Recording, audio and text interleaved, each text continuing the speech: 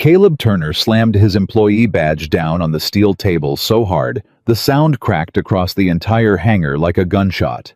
Every mechanic froze. "You can fire me," he said, his voice shaking, "but I will not sign my name to a plane that's going to kill people." CEO Victoria Ashford didn't blink. "Then you're done. Get out." What she didn't know, what none of them knew yet, was that in less than 24 hours, this same man she was throwing out into the cold would be the only reason her entire airline survived. And when she finally learned the truth, she would freeze in front of 200 employees, unable to speak. If you're watching this, do me a favor. Drop the name of your city in the comments so I can see how far this story travels tonight. And if you believe in honest, hardworking people who do the right thing when nobody's watching, hit that subscribe button and stay with me all the way to the end. Because this story is going to stay with you. The night shift at Ashford International Aviation began the way it always did, with the low hum of fluorescent lights, the smell of jet fuel and machine oil, and Caleb Turner walking through the employee entrance with an old metal toolbox in his right hand.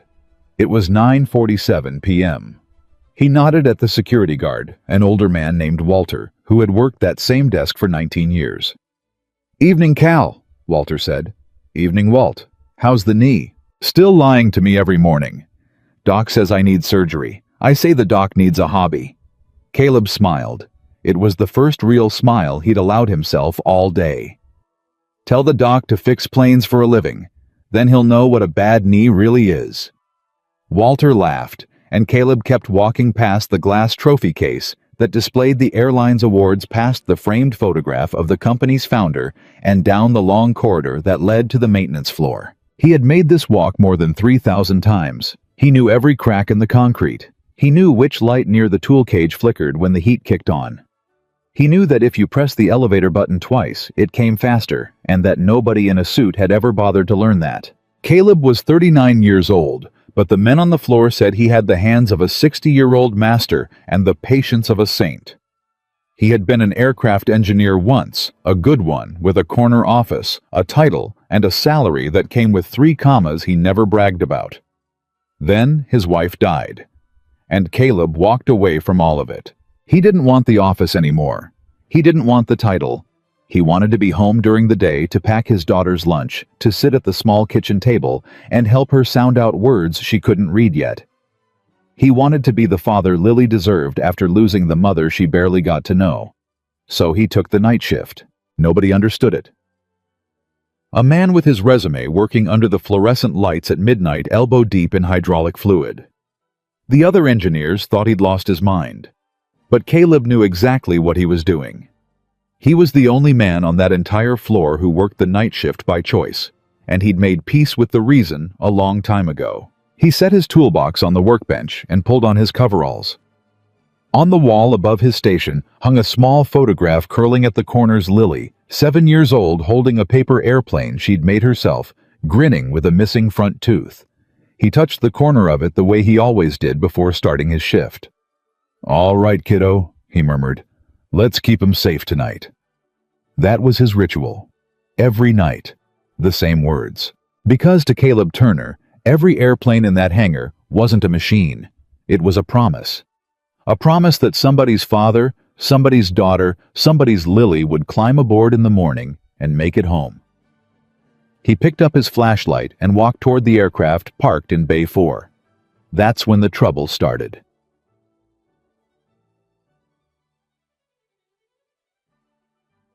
The maintenance report for aircraft 447 was sitting on his clipboard, already filled out and already signed off by the day crew.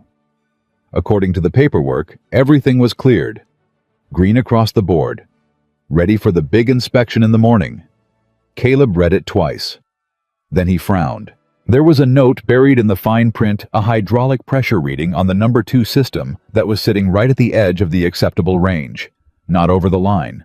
Not technically a failure, but right on the edge. The day crew had signed it off as within tolerance. Caleb didn't like within tolerance. Not when it came to hydraulics. Not on an aircraft that was about to be inspected by federal regulators, and more importantly, not on an aircraft that would be carrying 180 passengers over the ocean 2 days from now. He climbed up onto the maintenance platform, opened the access panel, and ran his flashlight along the hydraulic lines. That's when he saw it. A hairline seep, barely visible. A thin film of fluid coating a fitting that should have been bone dry. If you weren't looking for it, if you were tired or rushing, or just trusting the paperwork, you'd never catch it.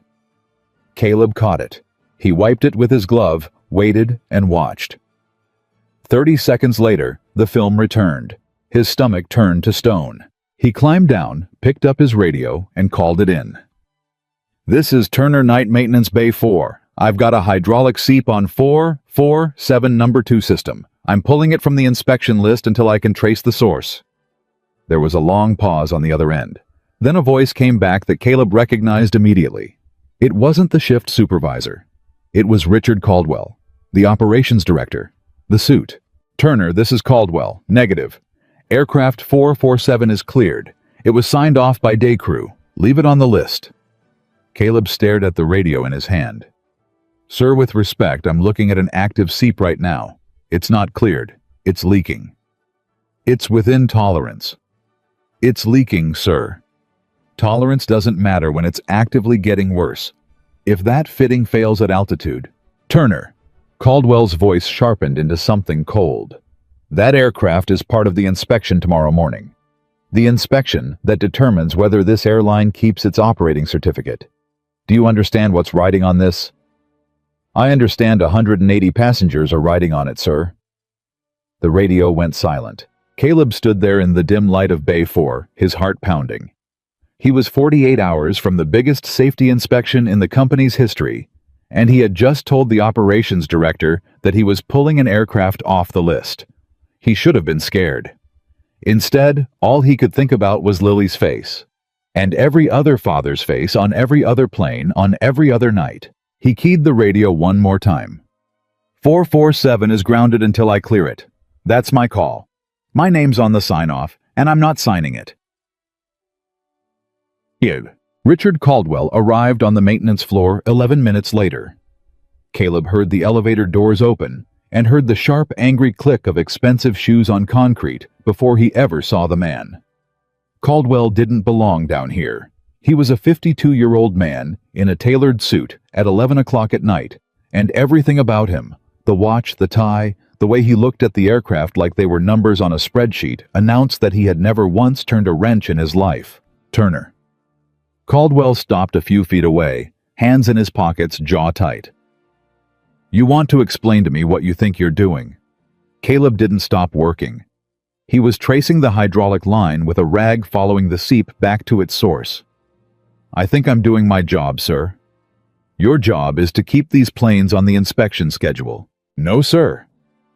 Caleb finally looked up. "My job is to keep these planes from falling out of the sky. The schedule's your job. Those are two different things, and tonight, they don't agree."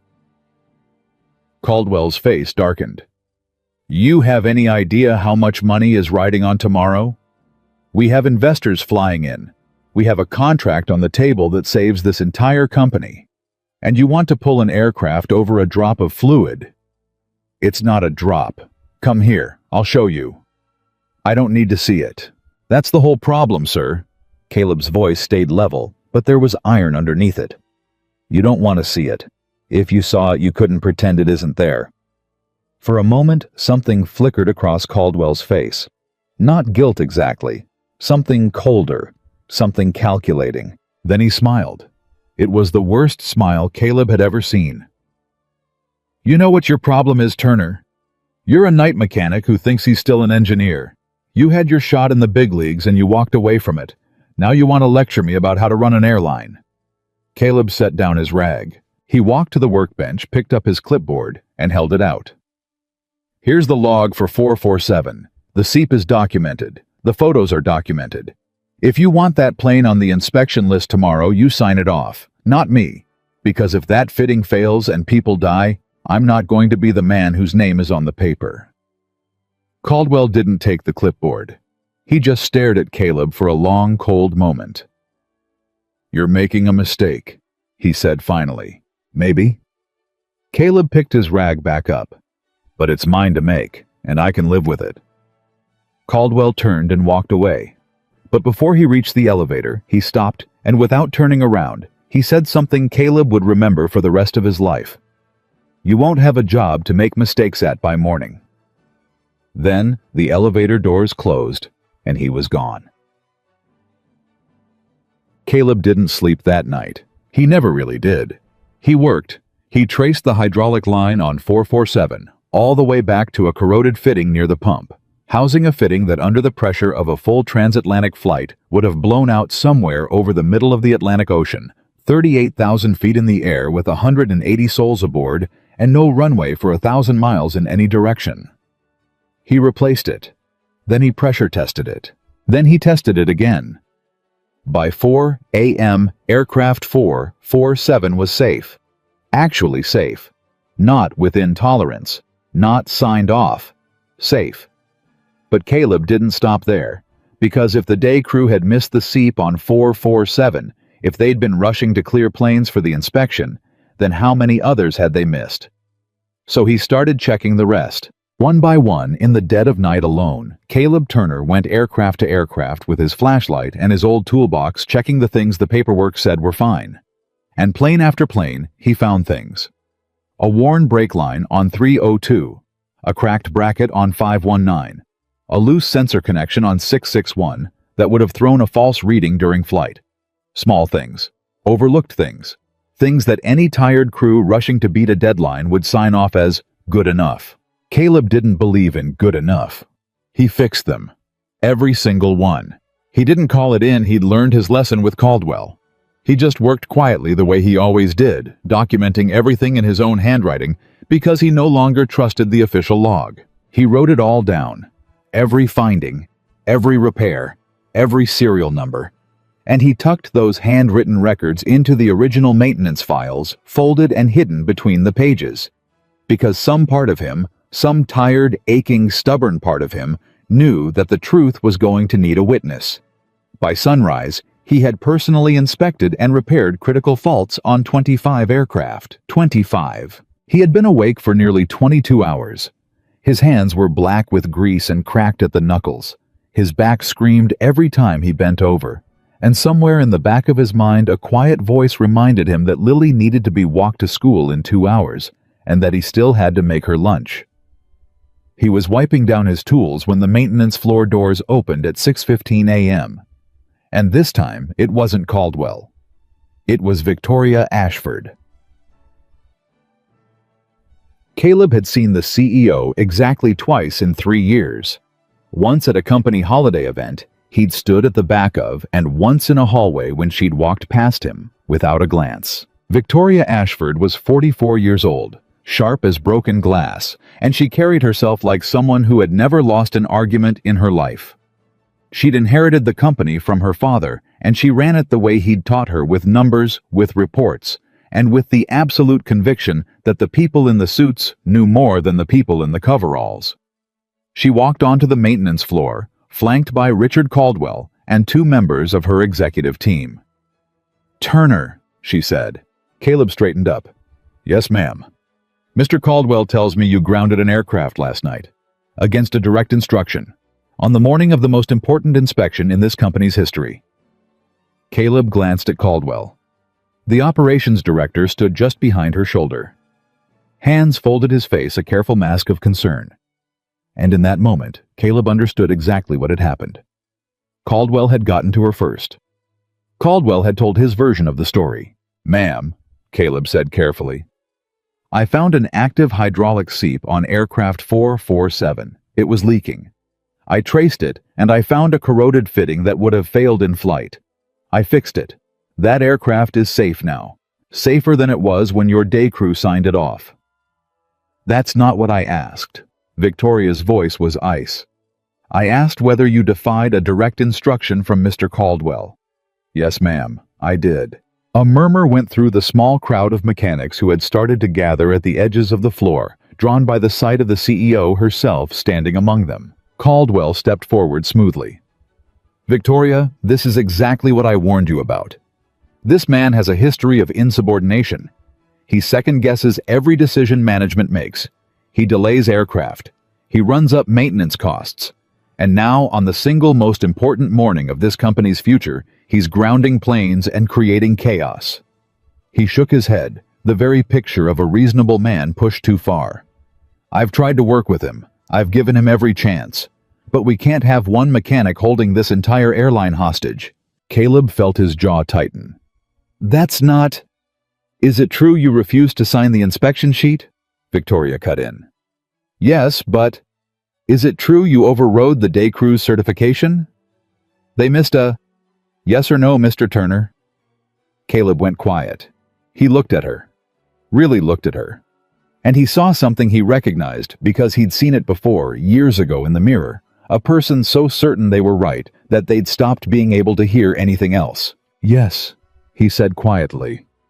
It's true. Victoria nodded slowly as if he'd just confirmed everything she needed to know. Then I don't see that I have a choice. Caldwell's mask slipped for just a fraction of a second. Just long enough for the corner of his mouth to twitch. Caleb saw it. Ma'am, he said, and his voice changed not louder but heavier, the way a man's voice changes when he's about to say something he can't take back. Before you make that decision, I'm asking you for 2 minutes to come with me. Let me show you what I found, that's all. 2 minutes, then fire me if you want. But at least fire me knowing the truth. For a moment, something in Victoria hesitated. For a moment, she almost said yes, and that moment, that single moment of hesitation, would haunt her for the rest of her life. Because if she had said yes, everything that came after would have been different. But Caldwell was faster. Victoria, he said softly, leaning in. We have investors landing in 90 minutes. The inspection team is already in the building. We do not have time for a maintenance worker's theatrics. Make the call, or we lose the deal and we lose the company. And Victoria Ashford, who had been taught since childhood that hesitation was weakness, who had never once let anyone see her uncertainty, made her choice. Mr. Turner, you're fired. Effective immediately. The maintenance floor went utterly silent. Caleb stood there for a long moment. He didn't argue. He didn't beg. He'd seen the decision the second she walked in the door, and he'd made his peace with it hours ago somewhere around the 15th aircraft. He reached up and unclipped his employee badge from his coveralls. He looked at it. 3 years of night shifts.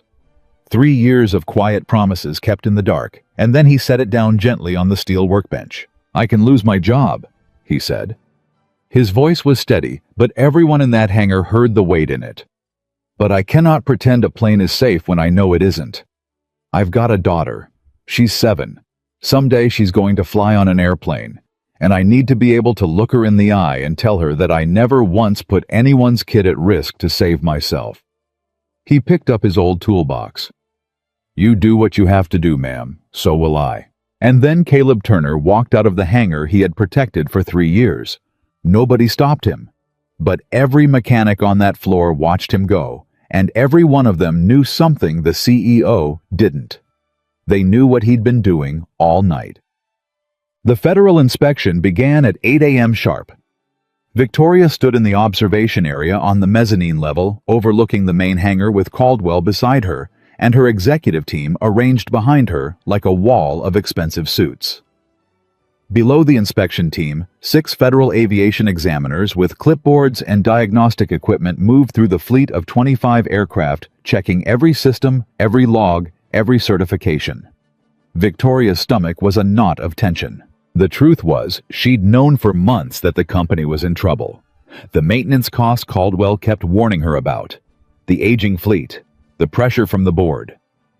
If this inspection went badly, if even a handful of aircraft failed, the airline's operating certificate would be suspended, the investor deal would collapse, and everything her father had built would come apart in her hands. She could not afford to fail. How's it looking? She asked Caldwell without turning her head. They're being thorough, he said. But we're prepared. Everything was signed off. We're clean. Victoria nodded, but she noticed something. Caldwell was sweating. It was a cool morning. The hangar was climate-controlled. And Richard Caldwell, the calmest, coldest man she'd ever met, had a thin sheen of sweat on his upper lip. She filed it away and said nothing. Below the lead inspector, a silver-haired woman named Diane Foster, who had been examining aircraft for 30 years, moved to aircraft 447. She climbed the platform. She opened the access panel. And she went very, very still. Victoria felt the knot in her stomach pull tight. Foster ran her flashlight along the hydraulic system for a long time. Then she called two of her colleagues over. They conferred quietly. One of them pulled out a phone and started taking pictures. They pulled the maintenance log. They read it. They flipped pages.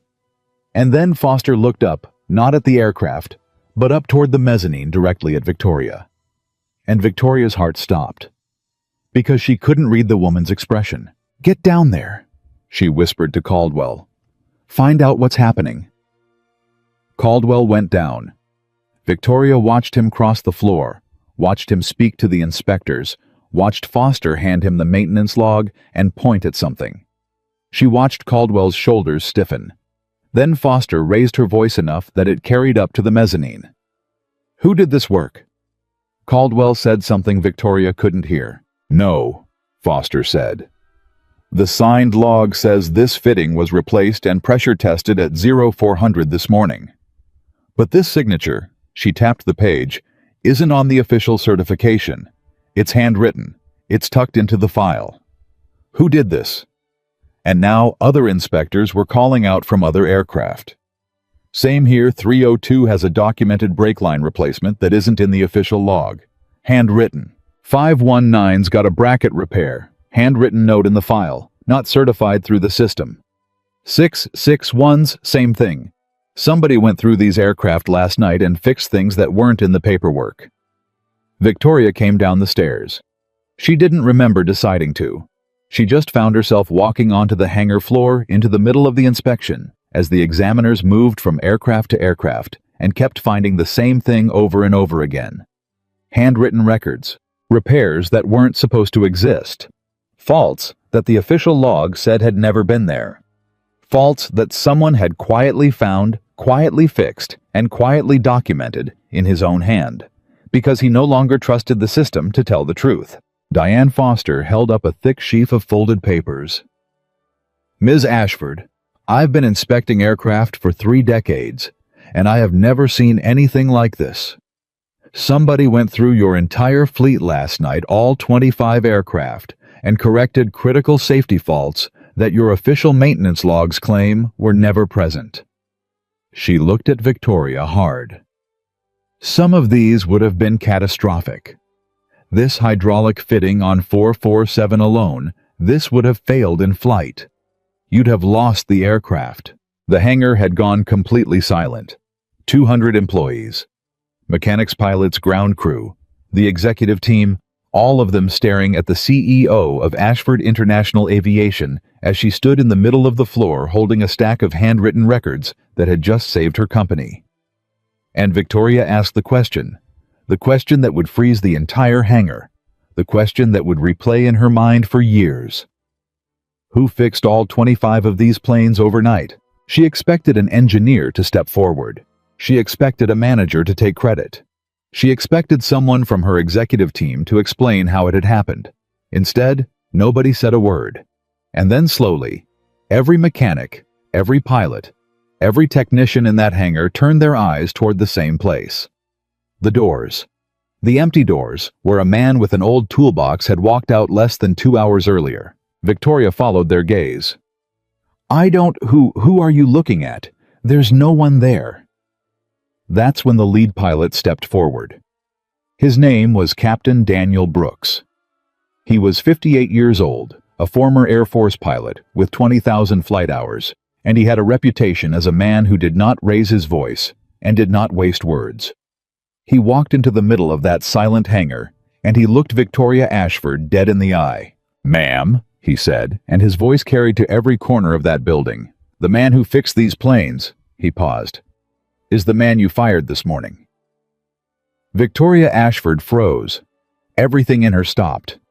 The blood, the breath, the certainty she'd carried through the door like armor. She stood in the middle of the hangar holding 25 handwritten records in her hands, and she could not move, and she could not speak. "His name is Caleb Turner," Brooks continued, his voice rising now steady and hard as a runway. He's a single father. He works the night shift so he can raise his little girl during the day. And every single night for 3 years, that man has stayed after his shift off the clock for free, no overtime, no recognition to check the planes the day crew signed off, because he doesn't trust paperwork. He trusts his own 2 hands. Brooks pointed at the stack of papers in her grip. You want to know who found the fault on 447? He did. You want to know who stayed awake for 22 hours, going aircraft to aircraft, while the rest of us slept? He did. You want to know who saved this company this morning? His voice cracked just slightly. You fired him for it. Victoria's mouth opened. Nothing came out. Behind her she heard a sound, a small, involuntary sound, and she turned to see Richard Caldwell, trying very hard to keep his face neutral and failing. And in that instant, standing in the silence of 200 people, holding the proof in her own 2 hands, Victoria Ashford understood something that would change the rest of her life. She hadn't fired a difficult employee. She hadn't removed a troublemaker. She had thrown away the one man who was keeping her company alive. And she had done it because a man in an expensive suit had told her to, and she had never once bothered to walk down to the floor and look. Where is he? She said. Her voice came out small, broken. Nothing like the CEO who'd walked in that morning. Where did he go? Nobody answered, because nobody knew, because nobody. Caleb Turner had picked up his old toolbox, and he had walked out into the cold, and he had gone home to make his daughter's lunch, never once imagining that behind him in a silent hangar, the most powerful woman in the company was finally far too late learning his name. Captain Brooks looked at her, and there was no cruelty in his face. Only something quieter and sadder. He's gone, ma'am, Brooks said. The good ones always are. You just usually don't notice until they're already out the door. Victoria Ashford stood alone in the center of her own hangar, surrounded by 200 people and the wreckage of a decision she couldn't take back, holding the handwriting of the man she'd fired. And for the first time since her father had taught her that strength meant never showing doubt, Victoria Ashford didn't know what to do. The inspection paused around her. The whispers started. And somewhere across town, in a small diner near the airport, a tired single father set his old toolbox down on the seat beside him, ordered a cup of coffee, and had no idea that the entire course of his life had just changed. The coffee had gone cold in front of Caleb Turner, but he hadn't noticed. He sat in the corner booth of the Skyline Diner with his old toolbox on the seat beside him, like an old friend, staring at nothing, his hands wrapped around a mug he'd forgotten to drink from. The waitress had come by twice to refill it, and both times she'd looked at him a little longer than necessary, the way people look at a man who's clearly carrying something heavy. You want anything to eat, hun? She asked on the third pass. No, Caleb said. Then, catching himself, he looked up and softened. No, thank you. Just the coffee's fine. You look like a man who lost his dog. Caleb almost laughed. Lost my job, actually. About 2 hours ago. The waitress, her name tag said Rose, and she had the kind of face that had seen every kind of trouble walk through those doors, slid into the booth across from him without being asked. That's so. What did you do? Told the truth. Ah, Rose nodded slowly like that explained everything. Yeah. That'll do it every time. Caleb finally took a sip of the cold coffee and grimaced. 12 years I've been in aviation. 3 of them at this last place. And you know what I keep thinking about? Not the paycheck. Not the pension I just walked away from. He set the mug down. I keep thinking about my daughter's lunch. She likes the crust cut off. If I don't get home in 40 minutes, she's going to eat cafeteria pizza again, and she hates the cafeteria pizza. Rose smiled. How old? 7, going on 40. He rubbed his eyes with the heel of his hand. Her mom passed 3 years ago. It's just us. The smile faded from Rose's face and turned into something gentler. Then you go home and cut the crust off, honey. The job will sort itself out, or it won't. But that little girl only gets one dad, and he needs to be there for lunch. She patted the table twice and stood up. Coffee's on me today. Go on. Caleb looked at her for a moment, and something loosened in his chest. Thank you, Rose. Go be a dad, Cal. He didn't ask how she knew his name. She probably didn't, probably just heard something honest in a tired man's voice and decided he was the kind who deserved a warm word. He stood, dropped a 5 on the table anyway, picked up his toolbox and walked out into the morning. He had exactly enough time to make it home, cut the crust off a peanut butter sandwich, and pretend to Lily that everything was fine. He was very good at pretending everything was fine. He'd had 3 years of practice. What he did not know, what he could not have known, was that back at the hangar, the entire machinery of Ashford International Aviation had ground to a halt around the empty space where he used to stand, and the most powerful woman in the company was falling apart in front of 200 people. Victoria Ashford still hadn't moved. She stood in the center of the hangar floor with the stack of handwritten records in her hands, and the paper had started to tremble because her hands had started to tremble, and she couldn't make them stop. Ms. Ashford. It was Diane Foster, the lead inspector. She'd come down off the platform and crossed the floor, and now she stood in front of Victoria with an expression that was hard to read, somewhere between professional and something almost like pity. "I need to talk to you," Foster said quietly. "In private. Now." Victoria nodded numbly and let herself be led toward a small maintenance office off the side of the floor. Caldwell moved to follow. "Not you," Foster said without even looking at him. Caldwell stopped. "I'm the operations director. Whatever concerns this airline concerns me." Foster turned around slowly. "Mr. Caldwell, I've been examining aircraft for 30 years, and in about 10 minutes, I'm going to have some very specific questions about how 25 aircraft came to have critical faults that your official maintenance logs swear up and down were never there.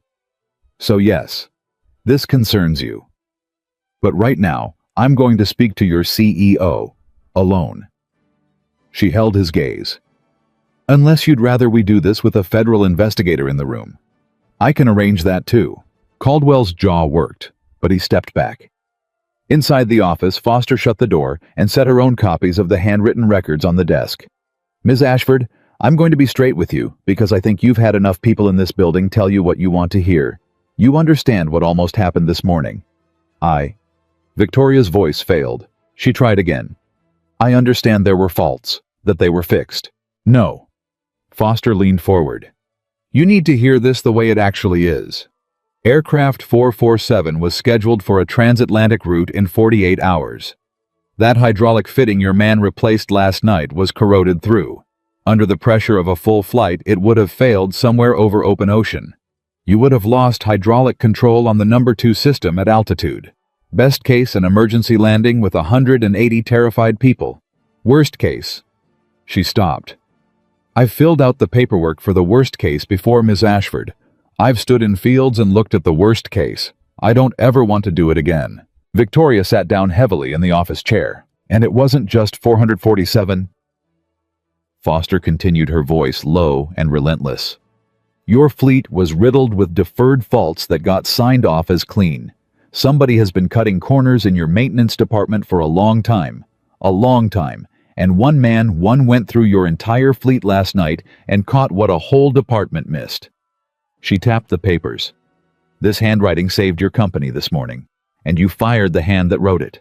Victoria pressed her palms flat against the desk to stop them shaking. "I didn't know." "I believe you didn't. That's almost worse." Foster straightened up. "Because it means you didn't know what was happening in your own house." "Are you going to pass us?"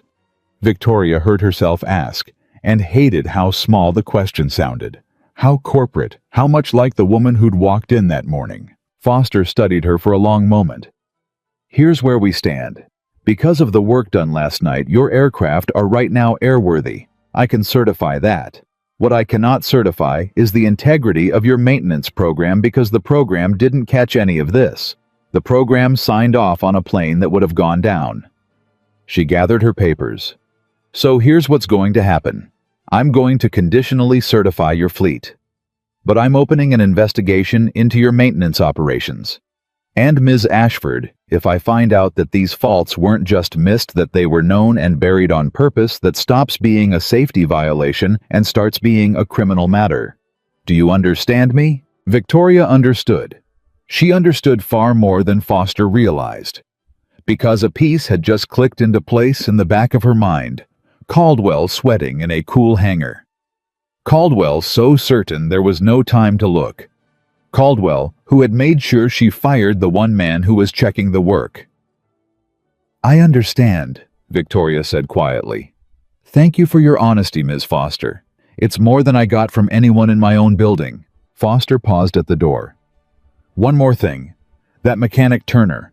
I don't know the man, but I read his notes. Every repair documented. Every serial number logged in his own hand. Timestamps. Photos referenced. He didn't do that to protect himself. A man protecting himself doesn't hide his records inside the files. He hands them to a supervisor and covers his back." She shook her head. "He hid them so that if something happened, if a plane went down and they came looking, the truth would still be there for somebody to find. He documented it for the dead in case he couldn't save them." She opened the door. "That's not a man who deserved to be fired, Ms. Ashford. That's a man who deserved a medal." And then she was gone, leaving Victoria alone in the small office, with the truth pressing down on her from every side. She sat there for a long time. Then she stood, smoothed her jacket, and walked back out onto the floor, and found 200 people who had watched her fire the wrong man, all of them pretending very hard to be busy, none of them able to look at her, except one. Captain Daniel Brooks was leaning against a support column near the aircraft, arms crossed, and he was looking right at her.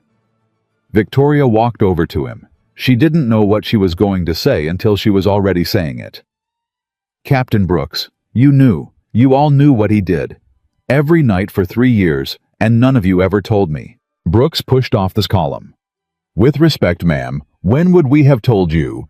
There was no anger in it, just a plain tired honesty. "The last time you came down to this floor before today was never. You want to know Caleb Turner's schedule. He clocked in at 10 at night and clocked out at 6 in the morning. You clocked in at 8, and you never once set foot below the mezzanine. There was no moment, ma'am. There was no room where you and Caleb were ever going to be in the same place, because you built a company where the people up top and the people down here don't breathe the same air." Victoria absorbed the blow. She'd spent her whole life learning to never let anyone see it land. Today, she let it land. "Tell me about him," she said. "Please." Brooks studied her, and something shifted in his face, as if he'd decided she actually meant it. "All right, come here." He led her to the maintenance floor's break area, a cramped room with a coffee machine, a battered couch, and a wall of lockers. He stopped in front of one locker, second row from the bottom. Turner C. was written on a piece of masking tape across the front. "He didn't lock it," Brooks said. "Never did. Said if a man'll steal from a mechanic's locker, he needs the stuff worse than Caleb did." He opened it. Inside there was almost nothing. A spare set of coveralls, a pair of work boots, a thermos, and taped to the inside of the door a child's drawing crayon, a wobbly airplane, a stick figure man standing next to it with an enormous smile. Underneath, in careful oversized letters, a child had written, "My dad keeps the planes safe." Victoria stared at it. "That's Lily," Brooks said quietly. "She made him that when she was 5. He's had it taped up there ever since. Every guy on this floor's seen it. Every guy on this floor knows that man drives home every morning, makes that little girl breakfast, walks her to school, sleeps 4 hours, and comes right back to do it again." He shut the locker gently. "You want to know why nobody stepped forward when you asked who fixed the planes, Ms. Ashford? It wasn't loyalty to Caleb. It was shame. Every man on this floor was ashamed because we all knew he was the best of us, and we all watched him carry your badge out the door, and none of us said a word to stop it." Victoria felt her eyes burn. She hadn't cried in front of another person since she was a child. Her father had cured her of that early. Weakness, he'd called it. Never let them see uncertainty. She turned away so Brooks wouldn't see, and she got herself under control, and when she turned back, her voice was steady. "I need his address." Brooks raised an eyebrow. "What are you going to do?" "I'm going to fix what I broke, if he'll let me." "He won't want your money." "I'm not offering money." Brooks looked at her for a long, appraising moment. Then he pulled out his phone. "HR's got his file, but I'll save you the trouble." He wrote an address on a scrap of paper and held it out, but he didn't let go when she took it. "Ms. Ashford, that man just lost his job protecting your company. If you go over there and offer him some corporate settlement to make yourself feel better and make him go away quiet, I will personally quit and I'll take half the pilots in this building with me. You understand?" "I understand." "Then go on, but go as a person, not as a CEO." Victoria took the paper. "There's something else I need to handle first." She walked back out onto the floor, and this time, she wasn't looking for a mechanic. She was looking for Richard Caldwell. She found him near the office on his phone, talking in a low, urgent voice. He hung up the second he saw her coming. "Victoria," he said, and his voice slid immediately back into that smooth, reasonable register. "This is a mess, but we contained it. The fleet's conditionally certified. The investors are still—" "Who were you on the phone with?" Caldwell blinked. "What?" "Just now. Who were you talking to?" Our contact with the investment group. Managing expectations." "Victoria, this is what I do. I handle the relationships that keep this." "The investment group," Victoria repeated slowly. "You mean Alexander Whitmore?" Something flickered behind Caldwell's eyes. "That's right. Whitmore's people. We've been working this deal for months. You know that. I do know that. What I'm just now starting to understand is why." Victoria stepped closer, close enough to keep her voice down, close enough that no one else could hear. "Richard, this morning an inspector told me that my fleet was riddled with faults that were signed off as clean. Faults somebody knew about. She used the word buried, and you know what I keep coming back to." Caldwell's face was very still. "You were sweating," Victoria said. "In a climate-controlled hangar on a cool morning, you had sweat on your lip. I've watched you sit through board meetings that could have ended your career without blinking. But this morning, watching those inspectors open up 447, you were scared to death." She tilted her head. "Why were you scared, Richard? If everything was signed off clean, if we were prepared, if we had nothing to hide, why were you the only man in this building who was afraid of what they'd find?" Caldwell recovered fast. He was good, she'd give him that. "Victoria, I was under enormous stress. We all were. This inspection was everything.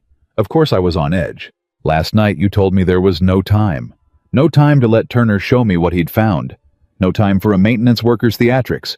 Make the call or lose the deal, you said." She held his gaze. "You pushed me to fire him. You pushed me hard. And then it turns out he was the only man in this building who found the faults that would have killed people. That's a strange thing, Richard. That's a strange thing for the operations director to be so determined to get rid of the one man doing the operations right. Now you listen to me."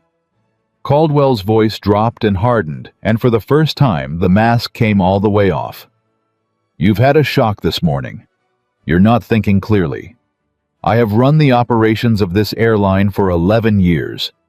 11 years I've kept this company breathing while you sat in that office and looked at reports. Do not stand there and accuse me of—" "I haven't accused you of anything yet." Victoria's voice was ice now, the ice she'd inherited from her father, the ice she was suddenly viciously grateful for. But the inspector opened an investigation, and she used a word, Richard. She said if those faults were known and buried on purpose, it stops being a safety violation and becomes a criminal matter. She watched the color drain from his face. "So here's what's going to happen. You're going to go back to your office and you're going to touch nothing. No files, no emails, no phone calls to Whitmore. Because if I find out you've deleted so much as a paperclip's worth of records, I will hand the investigators every reason they need to look at you first." She turned to walk away, then stopped.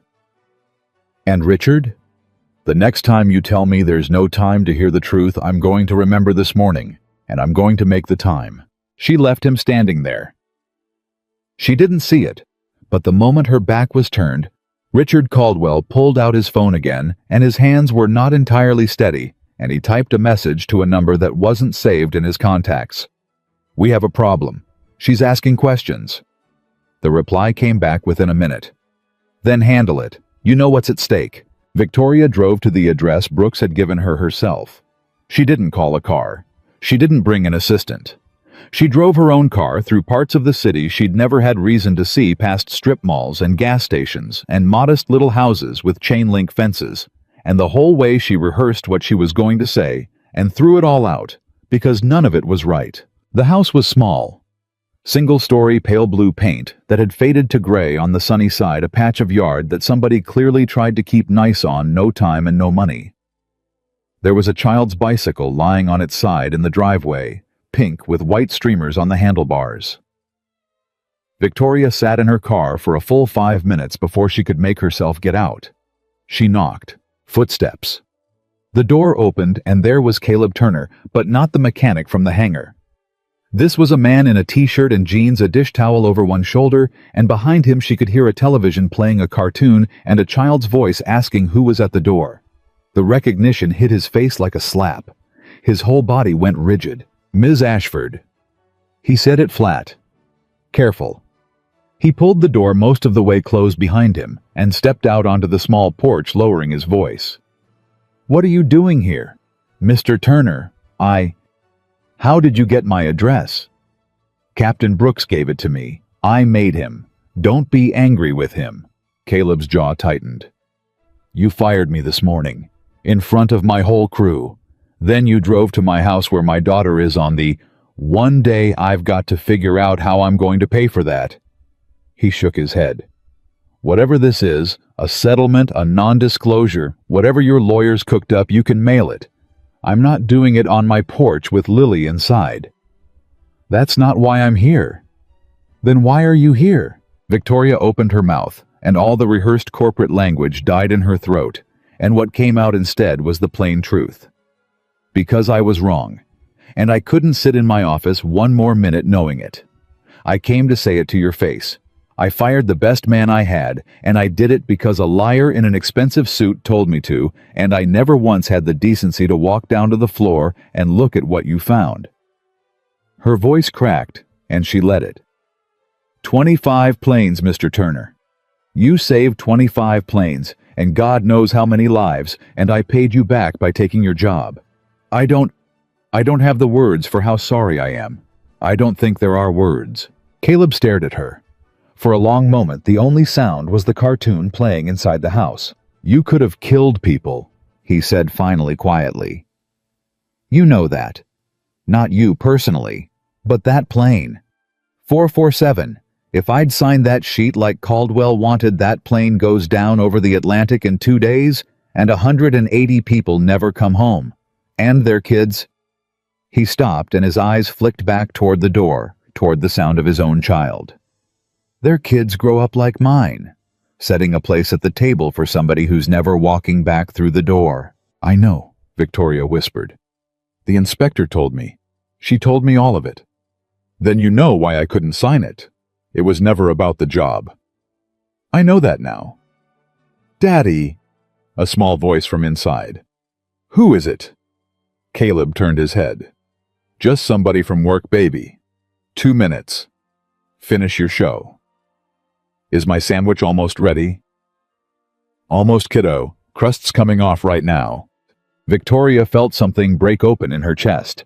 She thought of the drawing taped inside his locker. "My dad keeps the plane safe."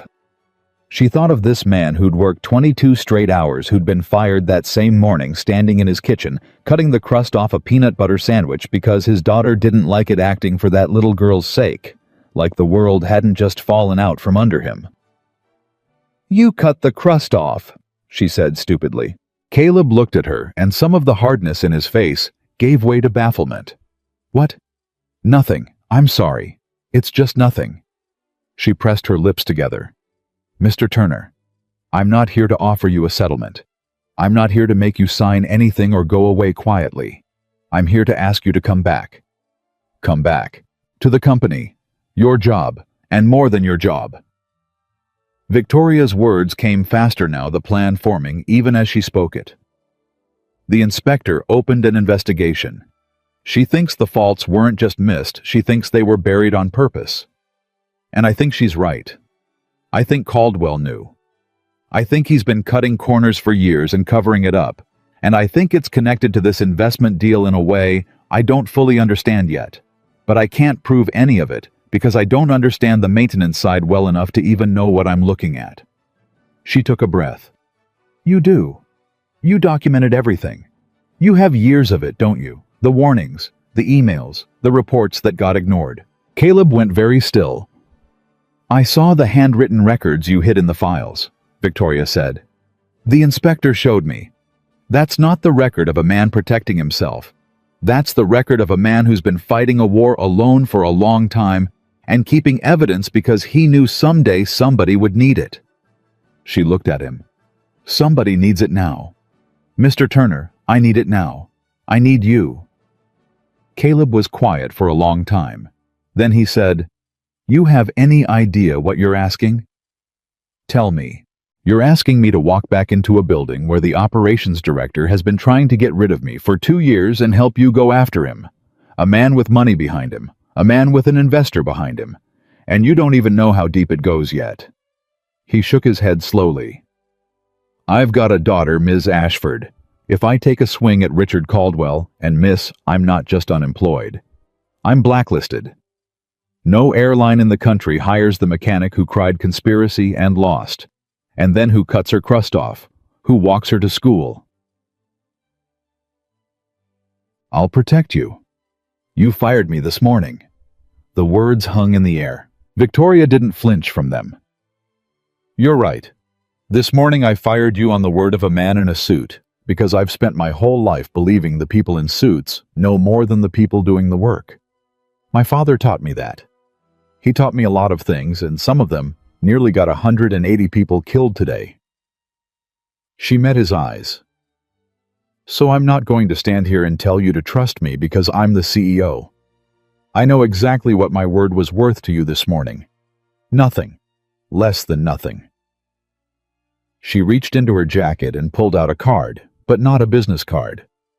It was the scrap of paper Brooks had given her with his address on it, and she turned it over and wrote a number on the back and held it out. "That's my personal cell, not my assistant, not my office. Me.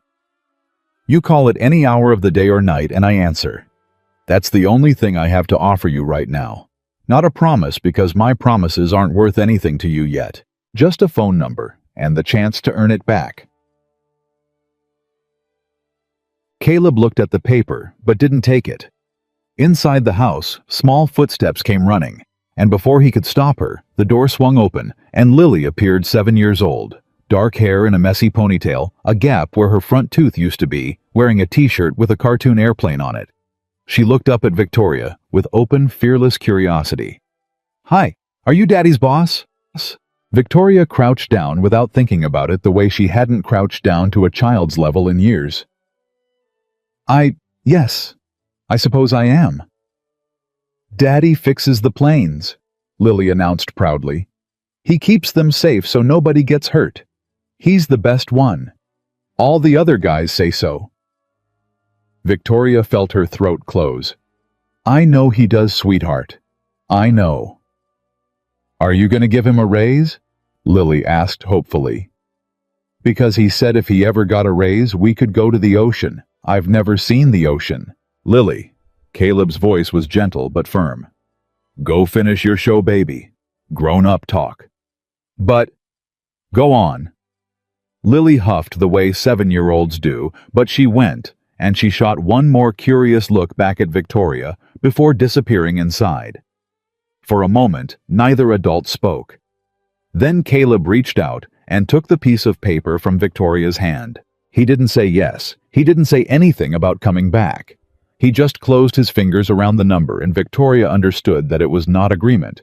It was a door left open a crack, a chance to earn it back. Nothing more. "I need to think," Caleb said, "and I need to make my daughter's lunch." "Of course."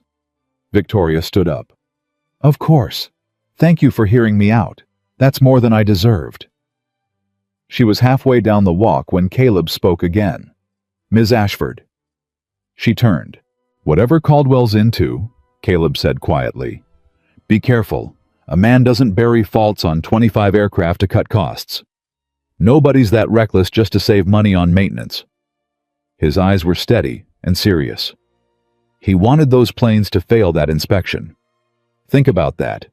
He didn't want them signed off clean, he wanted them to fail. And the only reason a man wants his own company's planes to fail an inspection, he let it hang, is if he's getting paid more for the company failing than for it succeeding. Victoria stood frozen on the walkway, and the last piece of it clicked into place with a cold, sick certainty. Whitmore, the investor, the deal that had been months in the making. He's not trying to save the company, she said slowly. No, ma'am.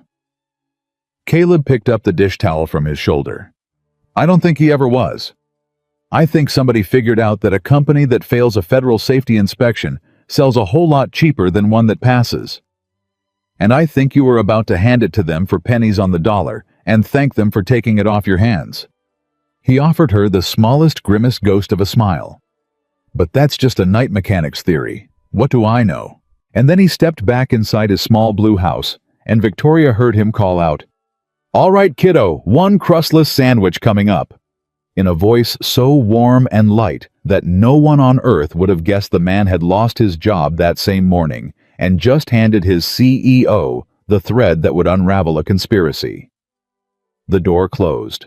Victoria stood in the driveway next to the little pink bicycle with the white streamers. And for the first time in her career, she understood exactly how badly she'd been played and exactly who she needed standing beside her to make it right. She got in her car. She sat for a moment.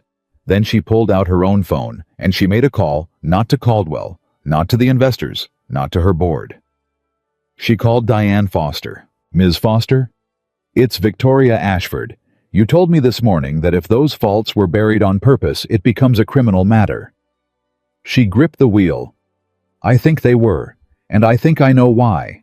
But I'm going to need your help to prove it, and I'm going to need you to keep this investigation open no matter how much pressure comes down on you to close it. Because I think somebody with a lot of money is about to find out I'm asking questions, and I think they're going to try very hard to make me stop. There was a pause on the line. Then Foster's voice came back dry and steady, and just a little bit warmer than it had been that morning. Ms. Ashford, I've been doing this 30 years. You think I don't know what it looks like when somebody wants a fleet to fail? A short breath. I flagged this deal the second I saw who the buyer was. You want to catch him? Then don't you close a single thing. Don't cancel that acquisition yet. Don't tip your hand. You let them think they've won, and you let me build the case. Can you do that? Can you sit across a table from Richard Caldwell and Alexander Whitmore and smile like you don't know? Victoria thought of her father. Never let them see uncertainty.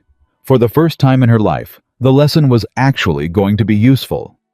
Ms. Foster, she said, smiling at men I want to destroy is the one thing my father actually trained me to do well. She hung up, started the car and pulled away from the little blue house, and in her rearview mirror framed in the window, she caught one last glimpse of Caleb Turner lifting his daughter up onto a kitchen chair.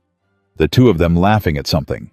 She couldn't hear a single father and his little girl in a small house at the edge of the airport, utterly unaware that the war for the future of an entire airline had just been declared on their behalf. And across the city, in a glass office 40 floors above the street, Richard Caldwell's phone buzzed with a message from Alexander Whitmore.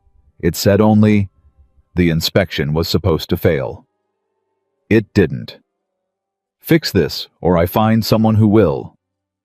Caldwell set the phone down on his desk, looked out at the runway in the distance where the planes he'd tried to sabotage were taking off safely one by one, and began very quietly to think about how to make Caleb Turner disappear for good. Caleb Turner didn't call the number for 2 days. He carried that scrap of paper around in his pocket the whole time through walking Lily to school, through filling out 4 job applications at other maintenance shops, through 2 rejections that came back faster than they should have, faster than was normal, in a way that made the cold feeling in his gut spread a little wider. He'd worked in this industry for 12 years. He knew everybody. And suddenly, on the 3rd phone call, an old friend named Marcus, who ran the maintenance operation over at a regional carrier, told him the thing he'd been dreading. Cal, Marcus said, and his voice was careful apologetic. Look, off the record, somebody's been making calls about you. Caleb went still in his kitchen, the phone pressed to his ear, Lily's cereal bowl in his other hand. What kind of calls? The kind that end careers, buddy. Words going around that you're a troublemaker, that you fabricate maintenance issues to make management look bad, that you got let go from Ashford for insubordination and falsifying records. A pause. I know it's garbage, Cal. Anybody who's ever worked with you knows it's garbage, but it's coming from high up and it's coming with names attached, and I've got a family too. I can't be the guy who hires the industry pariah. I'm sorry.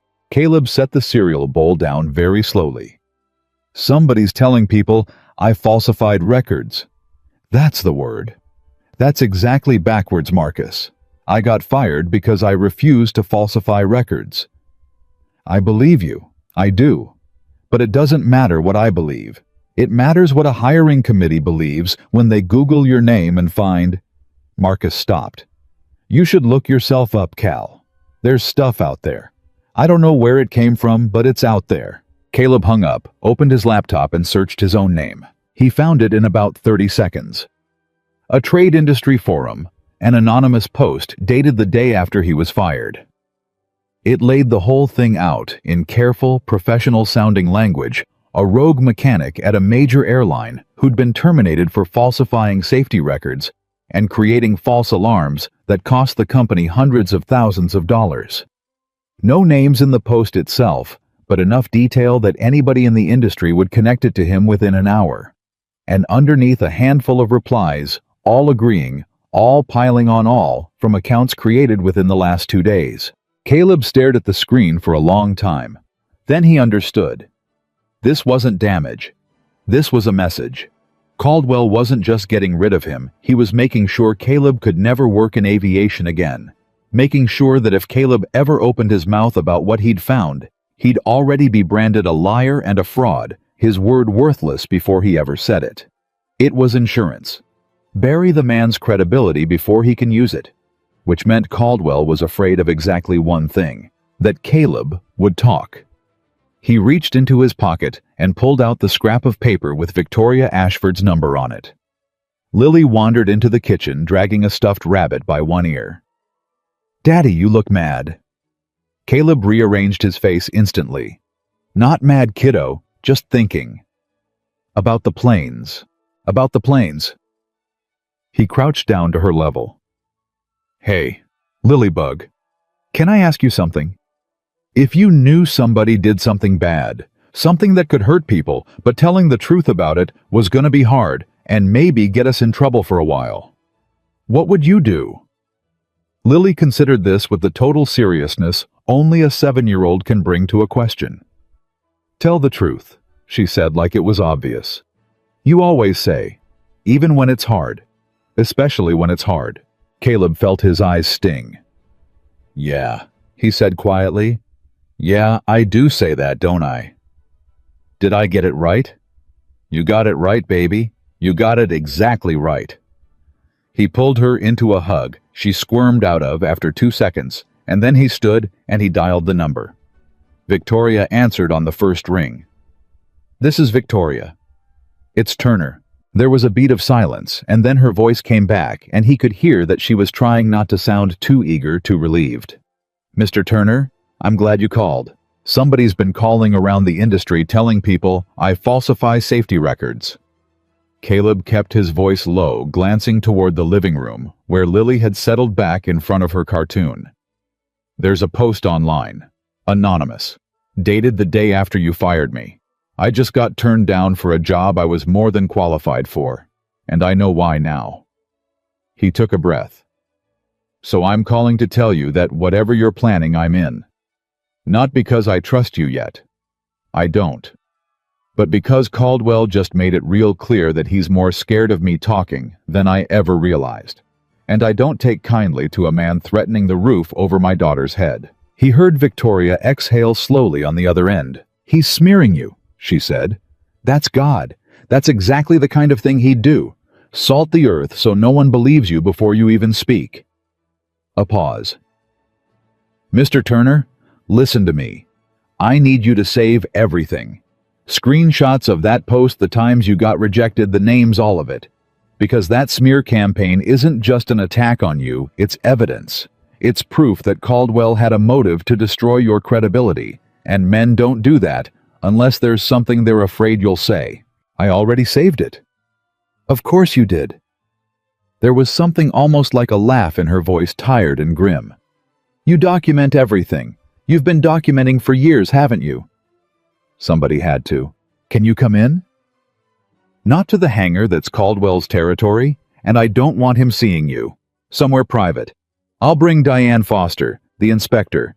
She's opened a formal investigation, and she's on our side, but she needs the maintenance history laid out by somebody who actually understands it. That's you. Victoria hesitated. And Mr. Turner, I have to be honest with you about something before you say yes. This is bigger than Caldwell now. There's an investor, Alexander Whitmore. And I have reason to believe the two of them engineered this whole crisis together, that they wanted the inspection to fail so Whitmore could buy the airline cheap. If that's true, then we're not going up against one bad manager. We're going up against real money and real power. And those people don't fight fair. You've already seen that. A pause. So, if you want to walk away, I'll understand. I won't blame you. You have a little girl to think about. Caleb looked toward the living room, where that little girl was laughing at something on the television, safe and warm and completely unaware. That's exactly why I'm not walking away, he said. Where and when? They met the next morning at a law office downtown. Victoria's personal attorney, a sharp, gray-haired woman named Patricia Vance, who had agreed to let them use a conference room and keep everything under privilege. Foster was already there when Caleb arrived, and she stood up the moment he walked in and did something that caught him completely off guard. She shook his hand and held it. Mr. Turner, I read every one of your records. 3 times. Her grip was firm. In 30 years of inspecting aircraft, I've handed out a lot of violations and I've grounded a lot of planes, but I have never once seen a single individual catch what an entire maintenance department missed and document it the way you did. You saved 180 lives on 447 alone, probably a lot more across the fleet.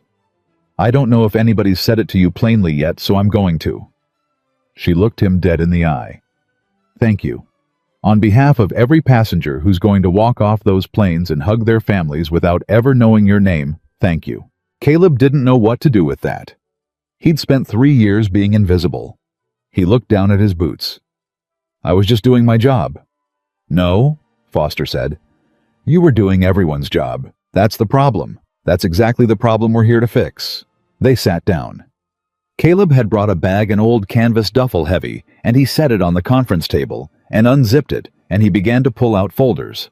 Dozens of them. Manila folders, spiral notebooks, printed emails, photographs. All of it organized, all of it labeled in his careful block handwriting. Victoria stared. How long have you been keeping this? Since about 8 months in. Caleb spread the folders out. That's when I first noticed the pattern. I'd catch a fault on the night shift, write it up, submit it through the system, and then it'd disappear. The next day, the aircraft would show as cleared, no record of my report. First couple times, I figured I'd made a mistake in the paperwork. Then it happened again. And again. He pulled out one folder thick with printed emails. So I started keeping my own copies. Every report I submitted, I saved. Every time one vanished from the system, I noted it. Every email I sent up the chain warning about a fault, I printed and kept. He looked at Foster. You want to see a pattern? Here's your pattern. 2 years of it. Foster pulled the folder toward her and began to read, and as she read, her face changed. These are addressed to Caldwell, she said slowly. Directly. You reported the corrosion issue on the hydraulic systems 18 months ago. Fleet-wide, Caleb said. I told him the fittings on the whole 447 series were corroding faster than the maintenance schedule accounted for. I said we needed to move up the replacement interval or we were going to have a failure. I put it in writing. 3 times. He tapped the folder. Every time I got the same answer back. Budget doesn't allow it. Defer to next cycle. Within tolerance. His jaw tightened. That phrase, within tolerance. He used it like a magic spell. As long as a number was technically inside the range, he could sign off on anything and blame me if I pushed back. Victoria had gone very pale. 18 months. You warned him 18 months ago, and he buried it. He didn't just bury it, Caleb said. Look at the dates. He pulled out a timeline he'd drawn up himself, a single sheet of paper with dates running down the left side. For the first year, it was just cost-cutting, deferring maintenance to save money, taking the risk, betting nothing would fail on his watch. Standard corner cutting. Bad, but I've seen worse. His finger moved down the page. But then about 6 months ago, something changed. The deferrals got more aggressive. He stopped even pretending to schedule the repairs for later. And that's the same month. He looked up at Victoria, that the Whitmore investment talk started. Isn't it? Victoria's mouth was dry. Yes. 6 months ago, the strategy flipped, Caleb said. It stopped being about saving money by cutting maintenance. It started being about making the fleet look as bad as possible on paper, while keeping it just barely flying right up until an inspection. Because a fleet that's quietly falling apart. He spread his hands. That's a fleet you can buy cheap. If the inspection had gone the way Caldwell wanted, if I'd signed those sheets, and the inspectors had found 25 aircraft riddled with faults, Ashford International loses its certificate. Stock craters, board panics, and suddenly Whitmore's lowball offer looks like a rescue instead of a robbery. The conference room was silent. Patricia Vance, the attorney, leaned forward.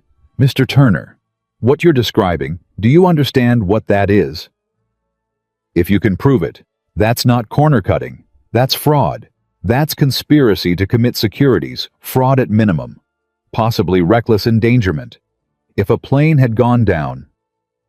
I know what it is, Caleb said quietly. That's why I kept the folders.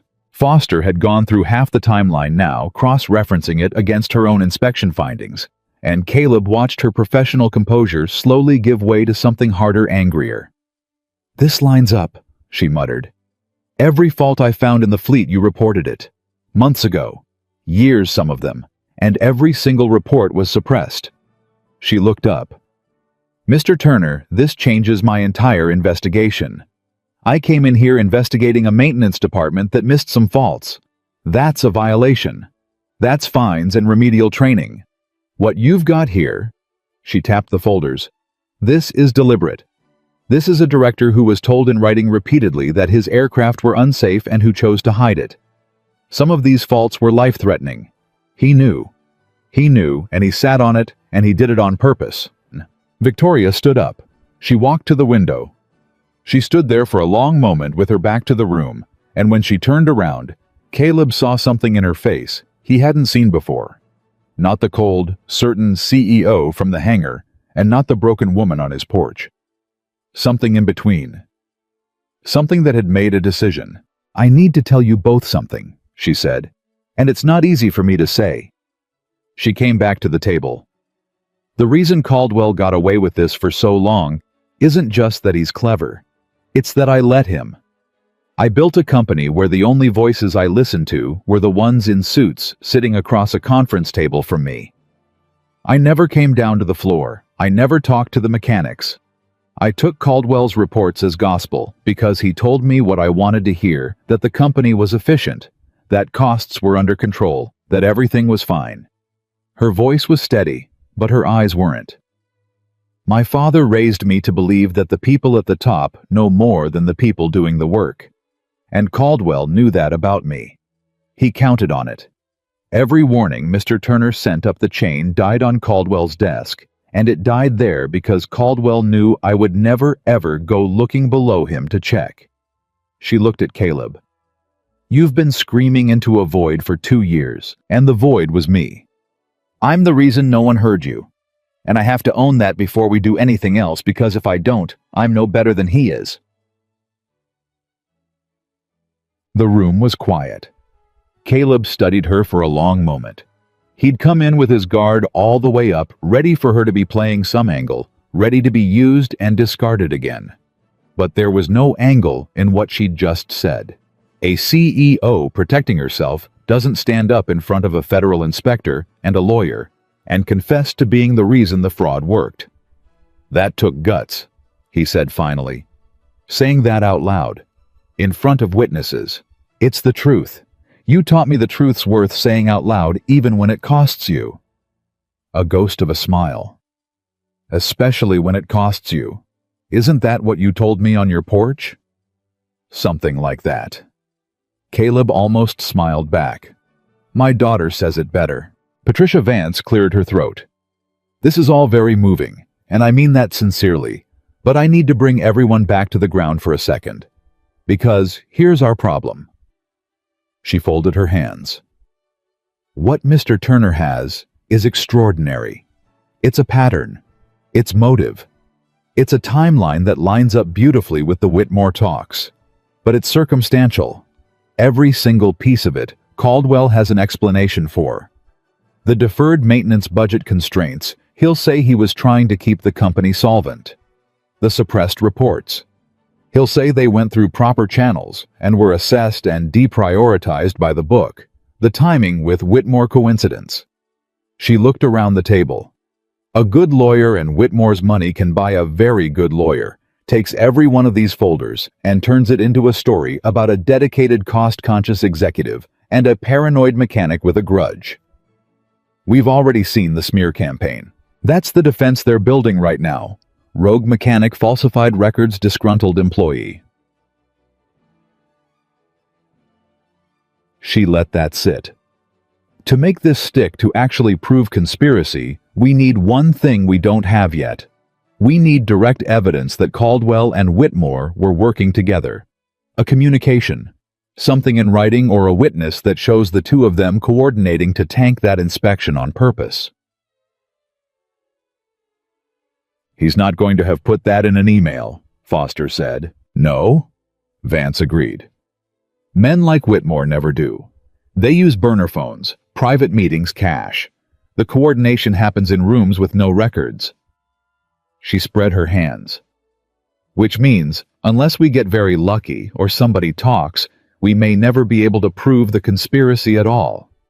We can probably get Caldwell on the maintenance fraud with what Mr. Turner has. That alone ends his career and possibly puts him in prison. But Whitmore walks. Whitmore is insulated. He'll express shock and dismay that his prospective acquisition had such a rogue operations director. He'll quietly withdraw his offer, and he'll go do the exact same thing to some other struggling company 6 months from now. The room absorbed this. And then Caleb, who had been quiet, who had been turning something over in his mind, spoke. There might be a way, he said slowly. Everyone looked at him. Caldwell doesn't know I have all this. Caleb gestured at the folders. As far as he knows, I'm just a fired mechanic getting blacklisted, sitting at home ruined. He thinks the smear campaign worked. He thinks I'm neutralized. He leaned forward. And more than that, he's got a problem right now that he's desperate to solve. The inspection didn't fail. The whole plan hinged on those planes failing, and they passed because I fixed them. So Whitmore's deal is falling apart. Which means Caldwell is under enormous pressure to make this work some other way fast before Whitmore walks and leaves him holding the bag. He looked at Victoria. You said Whitmore doesn't fight fair. You said these people are dangerous. Well, desperate people make mistakes. And a desperate Caldwell who thinks his biggest threat is already dead and buried. He let it hang. What happens if that threat walks back into his office? Victoria's eyes widened. You want to go to him. I want to make him think I'm for sale. Caleb's voice was steady, but there was steel in it. I walk into his office. I tell him I know exactly what he's been doing, the deferred maintenance, the buried reports, all of it. I tell him I've got 2 years of documentation, and I'm about to hand it to the investigators and the press and bury him. And then, he paused. I tell him I'd rather get paid. I tell him I've got a daughter, I'm blacklisted. I'm desperate, and for the right number I'll hand over my folders and disappear and forget I ever saw anything. He sat back. A guilty man, a scared man, a man under pressure from an investor who's about to walk, he doesn't call my bluff. He negotiates. And the second he negotiates, the second he offers me $1 to keep quiet about the maintenance fraud, he's admitted it's real. And if I can get him to say Whitmore's name, if I can get him to admit the two of them planned it, you'd be wearing a wire, Foster said slowly. I'd be wearing a wire. Patricia Vance was already shaking her head. Absolutely not. That's incredibly dangerous. You're not law enforcement. You'd be a civilian walking into a room with a man who has every reason to want you gone, trying to entrap a suspect who has powerful, wealthy backing. If it goes wrong, if he figures out what you're doing, then I'm no worse off than I am now, Caleb said flatly. Blacklisted, unemployed, ruined. He's already taken everything except the one thing that matters, and she's at school right now. His voice hardened. But if it goes right, we don't just get Caldwell. We get Whitmore. We get all of it. And no other company gets bought and gutted and turned into a flying coffin because some rich man figured out that failed inspections make for cheap acquisitions. He looked around the table. You said yourself we'll never prove the conspiracy without direct evidence. This is how we get direct evidence. This is the only way we get it. The room was silent. Victoria was staring at him with an expression Caleb couldn't quite read, something between admiration and fear. No, she said finally. Caleb blinked. Victoria, no, not because it wouldn't work. It might work. That's exactly the problem. She stood up. Mr. Turner, Caleb, 3 days ago, I fired you because a man in a suit told me you were a problem, and it nearly got 180 people killed, and it cost you your career. I have spent every hour since then trying to figure out how to make that right. And now you want me to send you a single father, the one genuinely good man in this entire mess, walking alone into a room with the most dangerous person in this company wearing a wire to gamble everything again. Her voice cracked. If something happened to you, if Caldwell or Whitmore did something, your daughter has already lost her mother. I will not be the reason she loses her father. I won't. I've made enough terrible decisions with other people's lives this week. The two of them stared at each other across the table. And then Diane Foster, who had been quietly watching the whole exchange, set down her pen. There's a way to do it safely, she said. They both turned to her. He's right that it's the only way to get Whitmore. I've worked cases like this before, not aviation, but fraud coordination between insiders and outside money. The maintenance evidence gets us the department, but the conspiracy... She shook her head. Patricia's right. That lives in a room with no records unless we put a record in the room ourselves. She looked at Caleb. But you don't do it alone, and you don't do it as some amateur sting. If we're going to do this, we do it right. I have contacts at the FAA's investigative division, and they work joint cases with the FBI on exactly this kind of thing. Securities fraud, endangerment conspiracy. We bring them in. We do it under their supervision, with their equipment, with their people in the building. You wouldn't be a civilian walking into danger. You'd be a cooperating witness in a federal operation with agents 50 feet away and a plan for every contingency. She held Caleb's gaze. It's still not zero risk. Nothing is. But it's not you alone against a rich man's money. It's you and the full weight of the federal government, and Caldwell doesn't know it's coming. She turned to Victoria. That's how you protect him. Not by keeping him out of the room. By making sure he's the best protected man in it. Oh, my. Victoria looked at Caleb for a long, long moment. Is this really what you want? She asked quietly. You don't owe this to anyone. You already did your part. You already saved those planes. You could walk away right now, and no one in this room would think less of you. Caleb thought about it. He thought about Lily safe at her little desk at school. He thought about the drawing taped inside his locker. He thought about 180 people on a plane over the ocean who would never know how close they'd come. He thought about the next company, and the one after that, and all the mechanics screaming into all the voids while men in suits counted the savings. When I was fired, he said slowly, I told you I could lose my job, but I couldn't pretend a plane was safe when I knew it wasn't. Remember. I remember. This is the same thing. I know what Caldwell and Whitmore are. I can't pretend I don't. And if I walk away now, if I take the safe road and let Whitmore slip off to gut the next airline, then I spent 2 years keeping folders for nothing. He looked at Foster, then at Vance, then back at Victoria. I don't want revenge. I want it to stop. This is how it stops. He nodded once decisively. Bring in your federal people. I'll wear the wire. And I'll get that son of a bitch to say Whitmore's name if it's the last thing I do." The room was quiet. Then Patricia Vance let out a long breath, pulled a fresh legal pad toward her, and picked up her pen. "All right, if we're doing this, we're doing it airtight. Ms. Foster, get me your federal contacts today. Nothing happens without them signed on and running the operation." She looked at Caleb, and something in her sharp lawyer's face had softened into respect. "Mr. Turner, for what it's worth, in 26 years of practicing law, I've represented a lot of people who called themselves brave. You're the first one I've believed." Caleb almost smiled. "My daughter's braver. She lost her front tooth last month and didn't even cry." Across the city in his glass office, Richard Caldwell was staring at his phone at the message from Whitmore that had been sitting there unanswered for an hour. The inspection was supposed to fail. Fix this, or I find someone who will. He'd tried everything. He'd tried to find a new angle to tank the certification. He'd tried to figure out how 25 aircraft had gotten fixed overnight.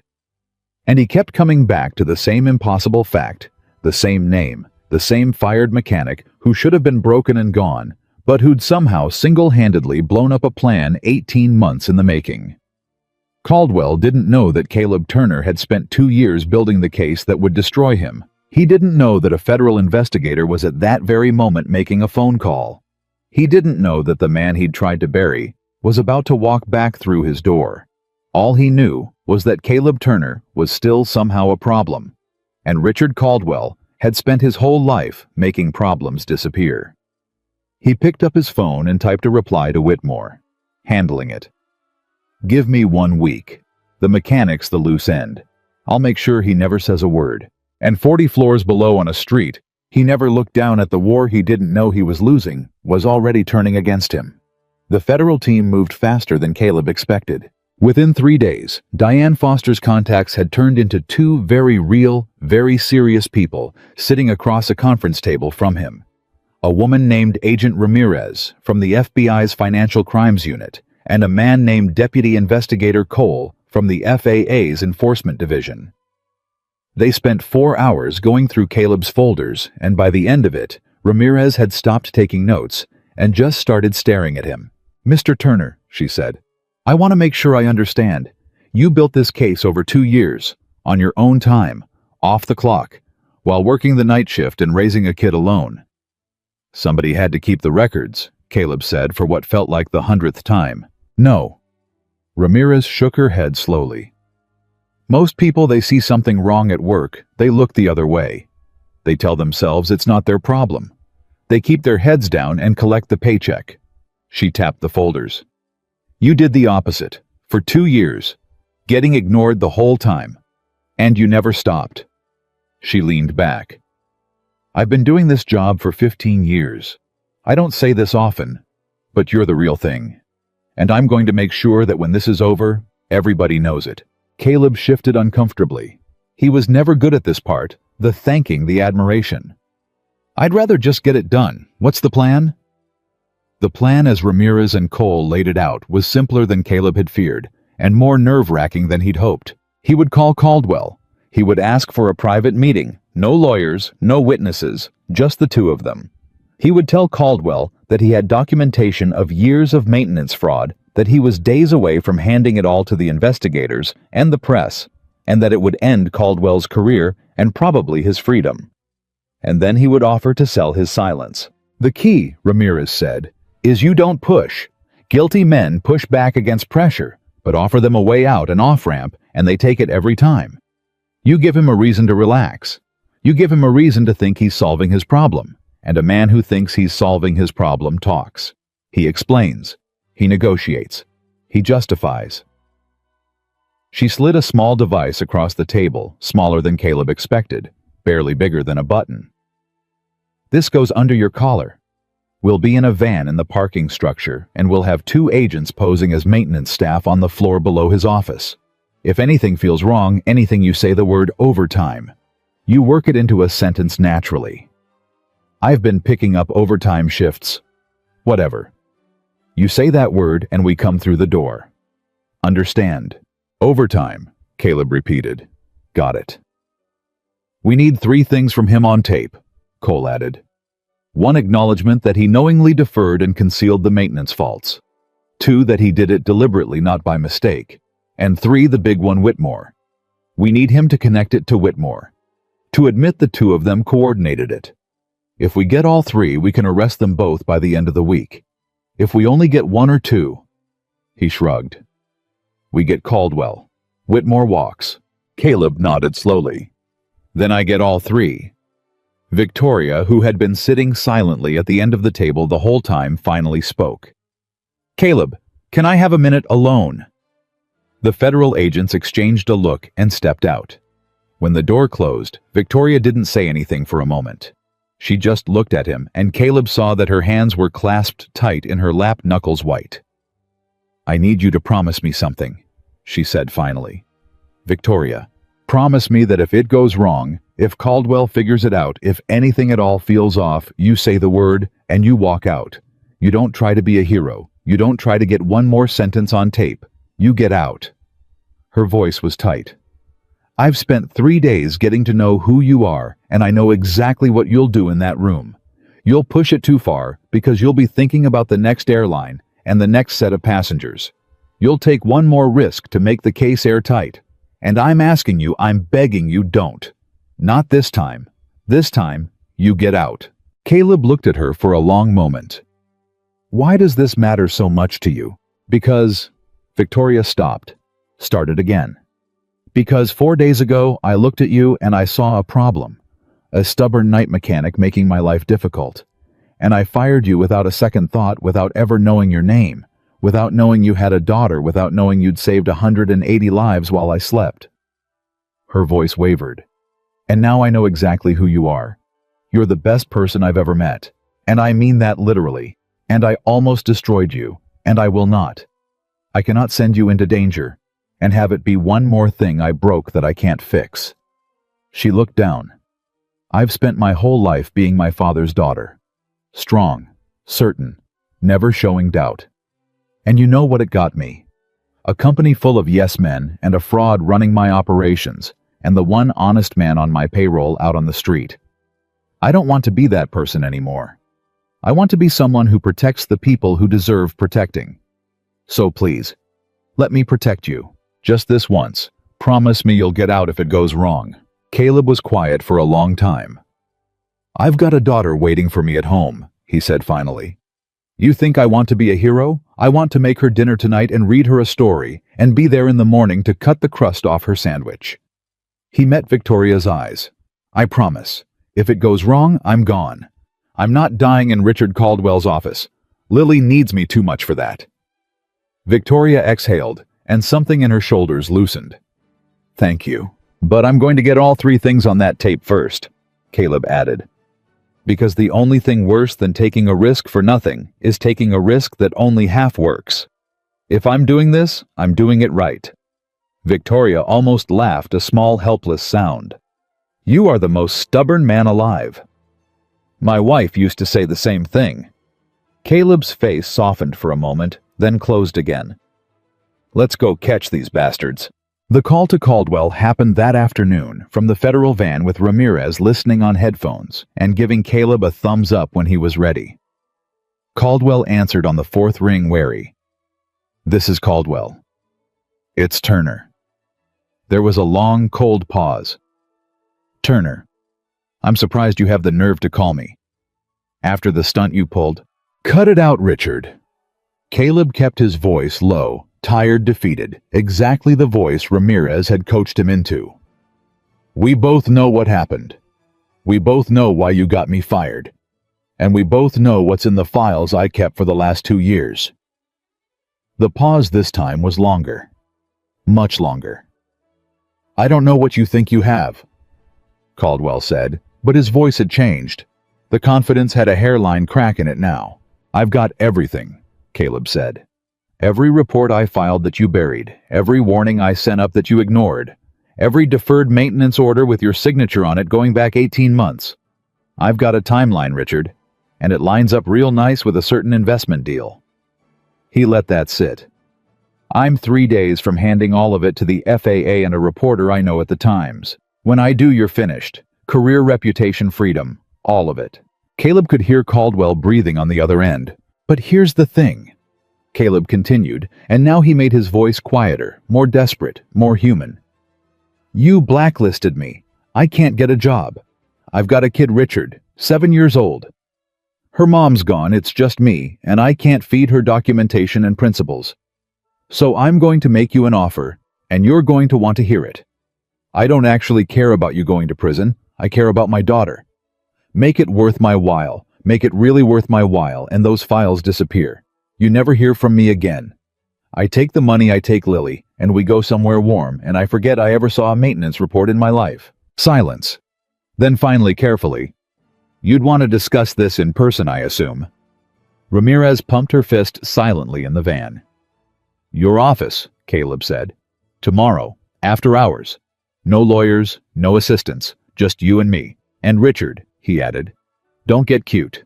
I've got copies of everything in 3 places with instructions. Anything happens to me, it all goes out automatically. So let's just be 2 reasonable men solving a problem. Tomorrow, Caldwell said. 8 o'clock. My office. The line went dead. Ramirez pulled off her headphones. That, she said, was perfect. You gave him a reason to relax and a reason to think you're just a desperate man with a price. He took the bait. She looked at Caleb with something close to awe. Are you sure you've never done this before? I've spent 3 years lying to my daughter about how fine everything is, Caleb said quietly. Turns out, I'm better at pretending than I thought. Not proud of it. The next night, at 7:52 p.m., Caleb Turner sat in the back of a federal van in the parking structure of the Ashford International Aviation Corporate Tower and let a technician thread a wire under his collar while his hands resting on his knees did not shake even a little bit. Victoria was there. She'd insisted. She sat across from him in the van and she couldn't stop looking at him. 8 minutes, Ramirez said. You go up, you take the elevator to 40. His office is at the end of the hall. We'll have you on audio the whole time. 2 agents on 39. If you say the word, we're through his door in under a minute. She checked the wire one more time.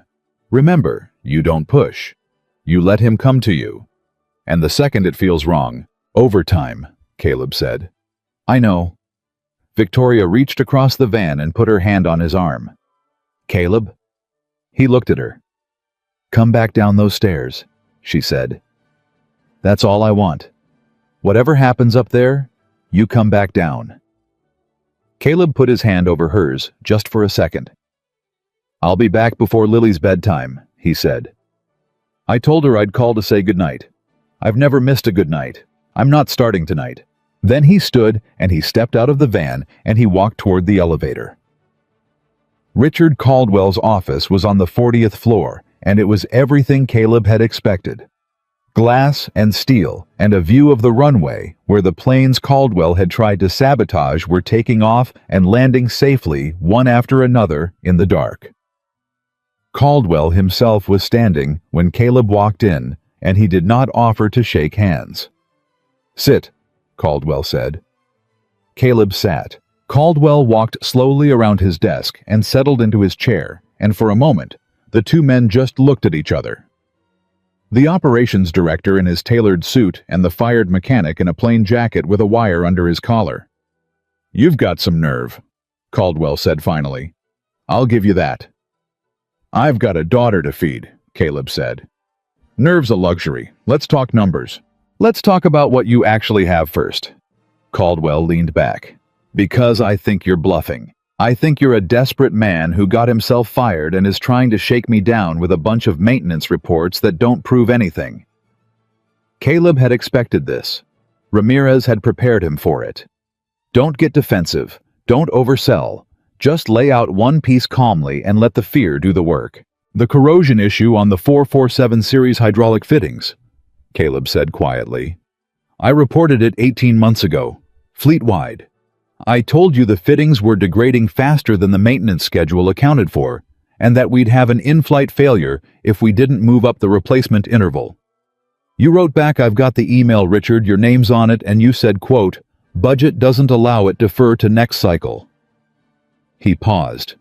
18 months later, one of those exact fittings was seeping on 447 48 hours before it was scheduled to fly 180 people across the Atlantic. That's the one I caught the night you fired me. That's the one that would have failed at altitude. He held Caldwell's gaze. You were warned, in writing, a year and a half ago, and you buried it. That's not a bluff, Richard. That's a fact, and I can prove it, and a jury's going to understand it just fine. Caldwell's face had gone very still. So no, Caleb continued. I'm not bluffing. I've got 2 years of it, and I'm giving you the chance to make it go away instead of finding out what a federal prosecutor does with an operations director who was told his planes would fall out of the sky and decided to save money instead. The silence stretched out, and then Caldwell did something Caleb didn't expect. He laughed. It wasn't a happy laugh. It was low and bitter and exhausted. You think it was about saving money? He shook his head. God, you really don't know, do you? After all this, you still think I'm just some cheapskate cutting corners on maintenance. Caleb kept his face carefully blank. Then tell me what it was about. Why would I do that? Because, Caleb said slowly, you want me to understand exactly how big this is before I name my price. Because if it's what I think it is, my number just went up. A lot. He leaned forward. I'm not a fool, Richard. Deferred maintenance to save money doesn't get more aggressive right when an investor comes sniffing around. The timing's too clean. So either you tell me what's really going on, and we negotiate like adults, or I walk out of here and hand my files to the FAA tomorrow morning, and we both lose. Your call. Caldwell studied him for a long, long moment. And Caleb watched the man make the calculation, watched him weigh the risk, watched the pressure of Whitmore's ultimatum, and the collapsed deal, and the desperate need to make his loose end disappear all pile up on one side of the scale. Ramirez had been right. A man who thinks he's solving his problem talks. You want to know what it was about, Caldwell said quietly. Fine. Since you're going to be a rich man who keeps his mouth shut anyway, it was about the acquisition. He turned his chair slightly toward the window toward the runway. A profitable airline that passes its safety inspection is worth a fortune. Nobody could afford to buy Ashford outright. But an airline that fails a federal safety inspection, that loses its operating certificate, that gets its name dragged through the press as a flying death trap. He turned back. That's worth pennies on the dollar.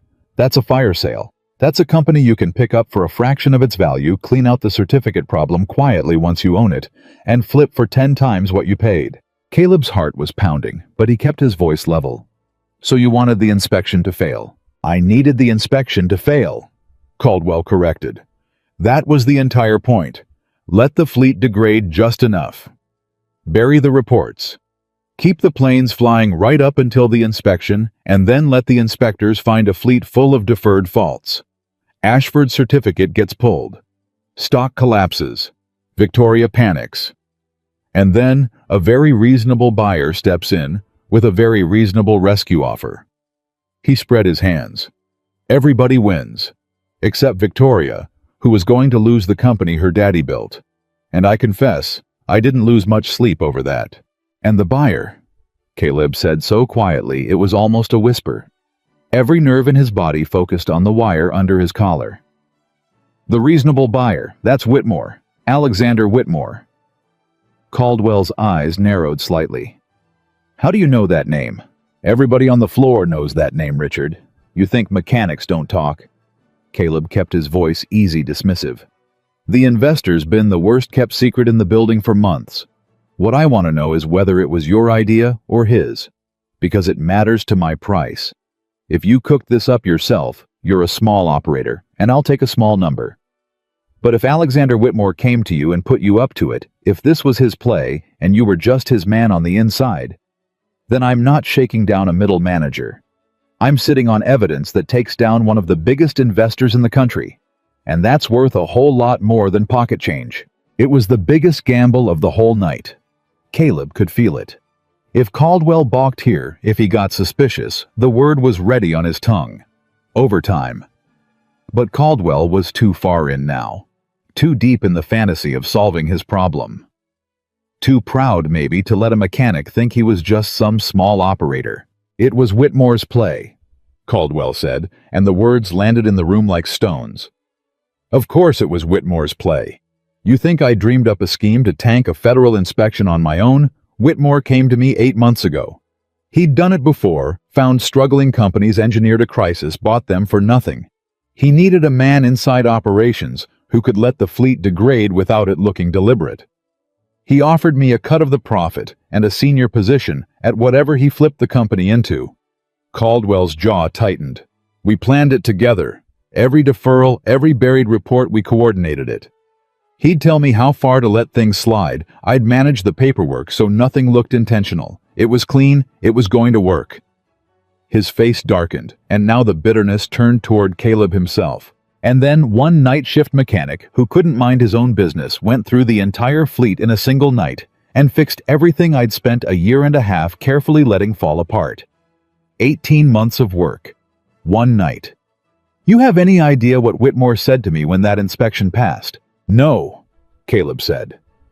3 for 3. He had it all. He had everything.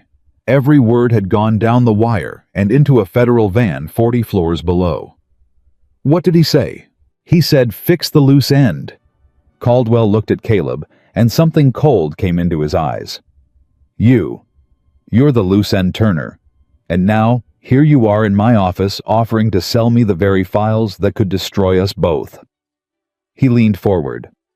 "So, let me make you a counteroffer, because I don't think you understand the situation you're in." Caleb felt the temperature in the room change. "You said you've got copies in 3 places," Caldwell said slowly. "Dead man's switch, everything goes out if something happens to you. Very smart, very dramatic." He opened his desk drawer and Caleb's whole body went rigid, but Caldwell only pulled out a checkbook and set it on the desk. "But here's what you didn't think about. Whitmore has people. Serious people. The kind of people who can find those 3 copies and make them disappear right along with the man who made them. The kind of people who can arrange for a fired, blacklisted, disgraced mechanic with money troubles to have a very believable accident." He uncapped a pen. "So you're not going to negotiate with me, Turner. You're going to hand over everything, the files, the copies, the names of everyone you've told, and in exchange, I'm going to make sure that accident doesn't happen. To you. Or..." His eyes flicked up to that little girl of yours. Something in Caleb went very cold and very quiet. For a moment, the desperate mechanic mask slipped completely, and Richard Caldwell got to see just for a second exactly what kind of man he'd actually been dealing with for the last 3 years. Not a problem to be managed, not a loose end. A father. "You want to say that part again?" Caleb said, and his voice had dropped into something low and even and terrible. "The part about my daughter. Say that part again, Richard. Real clear." Caldwell, misreading the moment, thinking he'd finally found the leverage, smiled. "You heard me. Whitmore's people don't make distinctions about who's in the way, so I'd think very carefully about how cooperative you're going to be for her sake. A smart man protects his..." The office door came open so hard it cracked against the wall. Agent Ramirez came through, first weapon drawn, with Deputy Investigator Cole right behind her, and 2 more agents flooding in from the hall. "Richard Caldwell," Ramirez said, crossing the room in 3 strides. "You're under arrest for conspiracy to commit fraud, reckless endangerment, and thank you for the last 30-second solicitation to commit violence and criminal threats against a minor." The color drained out of Caldwell's face so fast it was almost comical. He looked at the agents, then at Caleb, then at the collar of Caleb's jacket, and the understanding hit him all at once. "You're wired," he whispered. "You're this whole time." Caleb stood up slowly. He reached under his collar and pulled the small device free and set it on the desk right next to Caldwell's checkbook. And he looked down at the man who 3 years ago had started burying his reports, who 4 days ago had gotten him fired, who 30 seconds ago had threatened his little girl. 18 months you sat on that corrosion report," Caleb said quietly, as Ramirez pulled Caldwell's hands behind his back. 180 people almost died on 447 because you wanted to make a company cheap enough to steal, and you just now sat in that chair and threatened my 7-year-old daughter to make me hand over the proof." He shook his head slowly. "You want to know the difference between you and me, Richard? You spent 2 years trying to make me disappear, and I spent 2 years keeping the receipts. Turns out the quiet man doing the work while nobody's watching." He picked up his toolbox, which he'd set by the chair. He was watching the whole time. Caldwell was still sputtering as they walked him toward the door. "Whitmore you don't understand. Whitmore will bury all of you. You have no idea what he's capable of."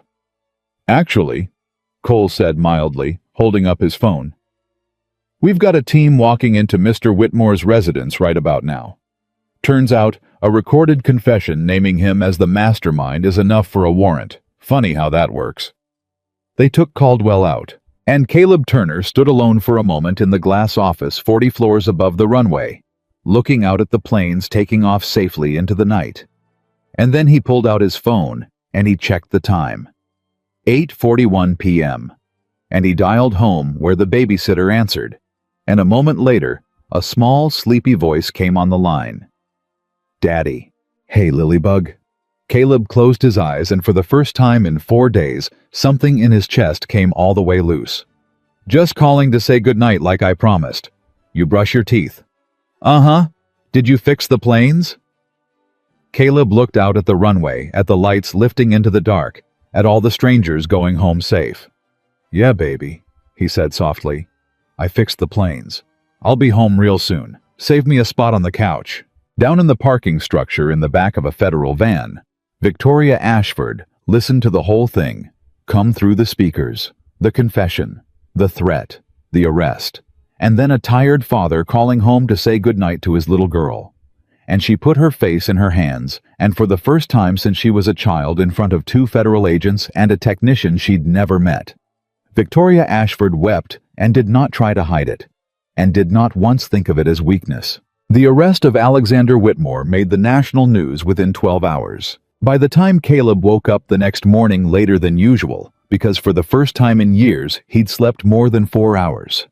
His phone was full of messages, and the television in the little living room where Lily was eating cereal was showing a photograph of the billionaire investor being walked out of his estate in handcuffs. The anchor was calling it one of the largest corporate fraud cases in the aviation industry's history. The words securities fraud and reckless endangerment and conspiracy scrolled across the bottom of the screen. Lily looked up from her cereal. "Daddy, that's the man from your work stuff, isn't it? The bad one? One of them, baby." Caleb sat down next to her. "One of 2. Are they going to jail?" "Looks like it." Lily nodded satisfied and went back to her cereal. "Good. You said they wanted to hurt the people on the planes." "They did. But you stopped them." Caleb looked at his daughter, 7 years old, gap-toothed, absolutely certain that the world made sense as long as her dad was in it, and he felt something ache and heal in the same breath. "Yeah, Lilybug," he said quietly. "I stopped them. With your toolbox." He laughed a real laugh, the first one in what felt like forever. "With my toolbox, and a little help." The little help turned out to be an understatement. Over the following weeks, the case unraveled, exactly the way Diane Foster had promised. It would, only faster and more completely. Caldwell facing decades in prison and staring down a recorded confession in which he'd not only admitted the entire scheme, but threatened a child, did what cornered men do. He cooperated. He gave the federal prosecutors everything: the timeline, the financial arrangements, the other companies. Whitmore had gutted the same way over the years. It turned out Ashford International had not been Whitmore's first engineered crisis. It had been his 4th. 2 trucking companies and a regional bank had been bought and stripped using the same playbook: find a struggling firm plant, a man inside manufacture a catastrophe, buy the wreckage for pennies. Caleb's 2 years of quiet, stubborn record-keeping hadn't just saved one airline. It had blown open a pattern that investigators had suspected for years, but never been able to prove, because for the first time someone on the inside had kept the receipts. Agent Ramirez called Caleb personally to tell him. "I want you to understand what you did," she said. "Whitmore's been doing this for over a decade. Careful. Insulated. Always someone else's fingerprints on the crime. Nobody could ever tie him to the coordination until a night shift mechanic got him to say it out loud through a man wearing a wire." A pause. "You didn't just save your airline, Mr. Turner. You closed a chapter that ruined a lot of people's lives over a lot of years. I've been doing this 15 years, and I've never seen one person make this kind of difference. I wanted you to hear that from me." Caleb, standing in his kitchen, didn't know what to say. "I just kept the folders," he said finally. "Yeah," Ramirez said. "You just kept the folders. Most people wouldn't have. That's the whole thing, Mr. Turner. That's the whole entire thing." Victoria came to the house a week after the arrests. She stood on the same small porch where she'd apologized to him days earlier. Except this time, she wasn't a CEO in crisis, and she wasn't a woman falling apart. She was something steadier. When Caleb opened the door, she held up a paper bag before he could say anything. "I brought lunch," she said. "For Lily, peanut butter and jelly, crust cut off. I asked the deli 3 times to make sure, and I brought grown-up sandwiches for us." She hesitated. "If that's all right. If it's not, I understand I can—" "Victoria." Caleb stepped back and held the door open. "Come in." They sat at the small kitchen table, the 3 of them and Victoria Ashford, who ran a company worth over $1 billion, who had grown up in a family where showing up at a mechanic's kitchen table would have been unthinkable. Ate a deli sandwich and listened to a 7-year-old explain in exhaustive detail the plot of her favorite cartoon and the exact circumstances under which she had lost her front tooth. "It just came out," Lily said proudly. "I was eating an apple and it just came out and I didn't even cry." "That's very brave," Victoria said, and she meant it completely. "Daddy says being brave is doing the right thing, even when it's scary." Lily took a bite of her crustless sandwich. "Did my daddy do the right thing at your work?" Victoria looked across the table at Caleb and then back at his daughter, and something moved behind her eyes. "Your daddy," she said carefully, "did the bravest thing I've ever seen anyone do. He told the truth when it cost him everything. And because he did, a lot of people who fly on airplanes are going to get home safe to their families, and they'll never even know his name." She smiled at Lily. "But you'll know it, and I'll know it, and that's what matters." Lily considered this. "Are you going to give him a raise now, so we can go to the ocean?" "Lily," Caleb warned. But Victoria set down her sandwich. "Actually," she said, "that's part of why I'm here. If your dad will hear me out." After lunch, while Lily went to watch her show, Victoria and Caleb sat at the table over cooling coffee, and Victoria laid it out. "The board wanted to give you a settlement," she said. "A big one. Compensation for the wrongful termination, damages for the smear campaign, all of it. Their lawyers came up with a number that would let you never work another day in your life." She wrapped her hands around her mug. "And I told them no." Caleb raised an eyebrow. "You told them no." "I told them no because I know you and I know a check would insult you." She looked at him. "You don't want to never work again. You love the work. You love the planes. What you want is for the work to matter and for the people doing it to be heard. So I have a different offer. And I need you to actually consider it before you say no, because I know your first instinct is going to be to turn it down. Try me. I'm restructuring the entire company." Victoria's voice took on a new energy, something Caleb hadn't heard from her before. Not the cold certainty of the boardroom, but something alive. "Everything that let Caldwell operate, I'm tearing out. The maintenance budget's being restored in full, more than full. Every mechanic on that floor now has the right to ground an aircraft and report a safety concern directly with whistleblower protection written into their contracts, so nobody can ever again get buried or fired for refusing to sign off on an unsafe plane. Nobody screams into a void anymore." She took a breath. "And I'm creating a new position. Director of Aircraft Safety Operations. It reports directly to me, not to operations, not to finance, directly to the CEO. It has the authority to override any executive decision on the grounds of safety. Full stop. No exceptions. It exists for exactly one reason, so that what almost happened never happens again. She looked at him. I want you to have it, Caleb. I want you to build it, because you're the only person I've ever met who I trust to hold that kind of power and never once let it get bigger than the reason it exists.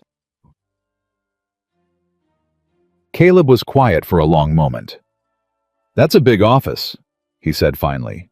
Directors work days. They do. I work nights, so I can be here in the mornings. Pack her lunch. Walk her to school. That's not negotiable, Victoria. It was never negotiable. It's the whole reason I took the night shift in the first place. Victoria had clearly anticipated this. Then you'll be the first director in the company's history who sets his own hours. Work nights. Work mornings. Work from this kitchen table if you want.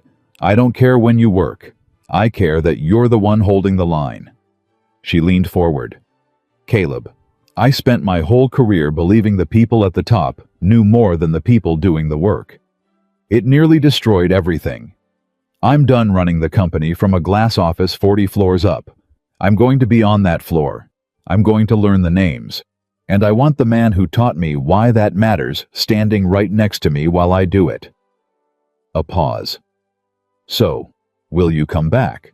Caleb looked toward the living room, where Lily was laughing at her show. He thought about the drawing that had been taped inside his locker. My dad keeps the planes safe. He thought about all the nights alone with his flashlight and his toolbox catching the things nobody else caught, keeping promises nobody knew he was making.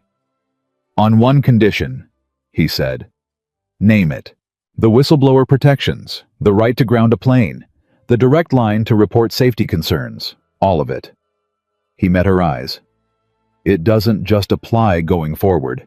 It applies retroactively.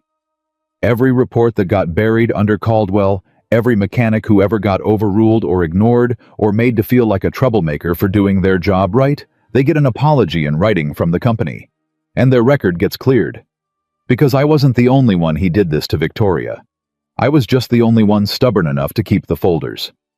There are good people on that floor who learned to stop speaking up because it only ever cost them. I want them to know it's safe now. I want them to know somebody's finally listening. He sat back. Do that, and I'm your director. Victoria was quiet for a moment. Then she reached across the table and held out her hand. That, she said, is exactly why it has to be you. They shook on it at a small kitchen table in a small blue house at the edge of the airport, and that was how Ashford International Aviation began to change. The changes were not cosmetic, and they were not quiet. Within 3 months, the maintenance floor of Ashford International looked and felt like a different place. The mechanics who had spent years keeping their heads down and swallowing their concerns found to their disbelief that when they raised a safety issue, it went up the chain and something actually happened. Aircraft got grounded when they needed grounding, and nobody got fired for it. The budget that Caldwell had strangled for years flowed back, and old deferred repairs that everyone had learned to live with finally got done. Captain Daniel Brooks, the pilot, who had stepped forward in the hangar that morning to name the man Victoria had fired, told anyone who would listen that in 30 years of flying, he'd never felt safer putting his crew and his passengers on an Ashford aircraft. And true to her word, Victoria Ashford changed too. She did not run the company from the glass office anymore. She was on the floor most mornings in a hard hat, learning the difference between a hydraulic line and a fuel line. Asking questions, listening, actually listening to the men and women who spent their lives keeping her airplanes in the sky.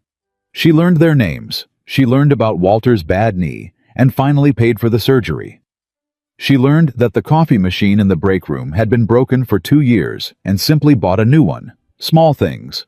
But the men on the floor noticed the small things because the small things were how you could tell whether someone actually cared or was just performing. Victoria cared. It had cost her nearly everything to learn how, but she cared. The written apologies went out just as Caleb had demanded. Dozens of them to mechanics current and former, some of whom had left the industry entirely convinced they were the problem. Convinced that caring about doing the job right was a character flaw. A few of them came back. One of them, a woman named Sandra, who had quit 4 years earlier after being overruled one too many times, cried when she read her letter and framed it and hung it in her new office when she returned as one of Caleb's first hires. Caldwell was sentenced to 11 years. Whitmore, whose crimes stretched back over a decade and across multiple companies and hundreds of victims, got 22. The financial press wrote long articles about the case, about how a decade-long pattern of engineered corporate crises had finally been broken, and buried in most of those articles, usually near the end, was a single sentence about the night shift mechanic whose personal record-keeping had made the whole prosecution possible. Caleb never gave an interview. He was asked many times. He always said the same thing: "I just did my job. Talk to the people who are safe because of it, not to me." He meant it. But the people who knew the mechanics on the floor, the pilots, Ramirez, Foster, Victoria, they made sure the story got told the right way in the places that mattered, even if Caleb wouldn't tell it himself. On the day the first aircraft took off after the full restructuring was complete, a plane that had been grounded, torn down, inspected top to bottom, and rebuilt to a standard the old Ashford would never have paid for. Victoria found Caleb standing at the edge of the hangar, watching with his old toolbox in his hand, out of pure habit, even though a director had no real reason to carry one. She had something in her hand, too. "I've got something for you," she said. She held out a badge, his new one. Director of Aircraft Safety Operations. It read above his name and his photograph. "It's official, as of today." Caleb took it and looked at it for a long moment. Then quietly he reached into the pocket of his jacket and pulled out something else. An old badge. Worn at the edges, the photograph faded. His original employee badge, the one he'd unclipped and set down on the steel workbench the morning Victoria fired him, the one he'd surrendered without a word before walking out into the cold. Victoria stared at it. "You kept it. I thought that was still in the building. How did you—" "Brooks saved it for me," Caleb said. "Off the workbench after I left. Said he had a feeling I might want it back someday." He held the two badges side by side in his palm, the old one and the new one, the mechanic and the director, the man who'd been fired and the man who'd been asked to lead. "I'm going to keep both." Victoria looked at them. "Why?" Caleb was quiet for a moment, watching the aircraft climb into the morning sky, watching it get smaller and smaller until it was just a point of light heading somewhere far away, carrying a couple hundred people who would land safely and go home to their families and never know how close some of them had once come, or the name of the man who'd made sure they made it. "Because I never want to forget the day I learned that telling the truth can cost you everything," Caleb said. He closed his hand around both badges. "But staying silent can cost a whole lot more. The old one reminds me what it feels like to lose everything for doing the right thing. The new one reminds me that sometimes, not always, but sometimes doing the right thing wins." He looked at her. A man should carry both, so he never gets too comfortable and never stops being willing to set the badge down again if it ever comes to that. Victoria felt her throat tighten. "You'd do it again, wouldn't you? If it came to that? Even now? Even with everything you've got to lose?" "In a heartbeat." Caleb clipped the new badge to his jacket and slid the old one carefully back into his pocket over his heart. "That's the whole point, Victoria. The day I wouldn't set it down again is the day I stopped deserving to wear either one."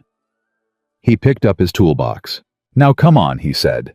"I want to show you the number 2 hydraulic system on the new bird. You should know what it looks like when it's done right, so you never have to take my word for it or anybody's."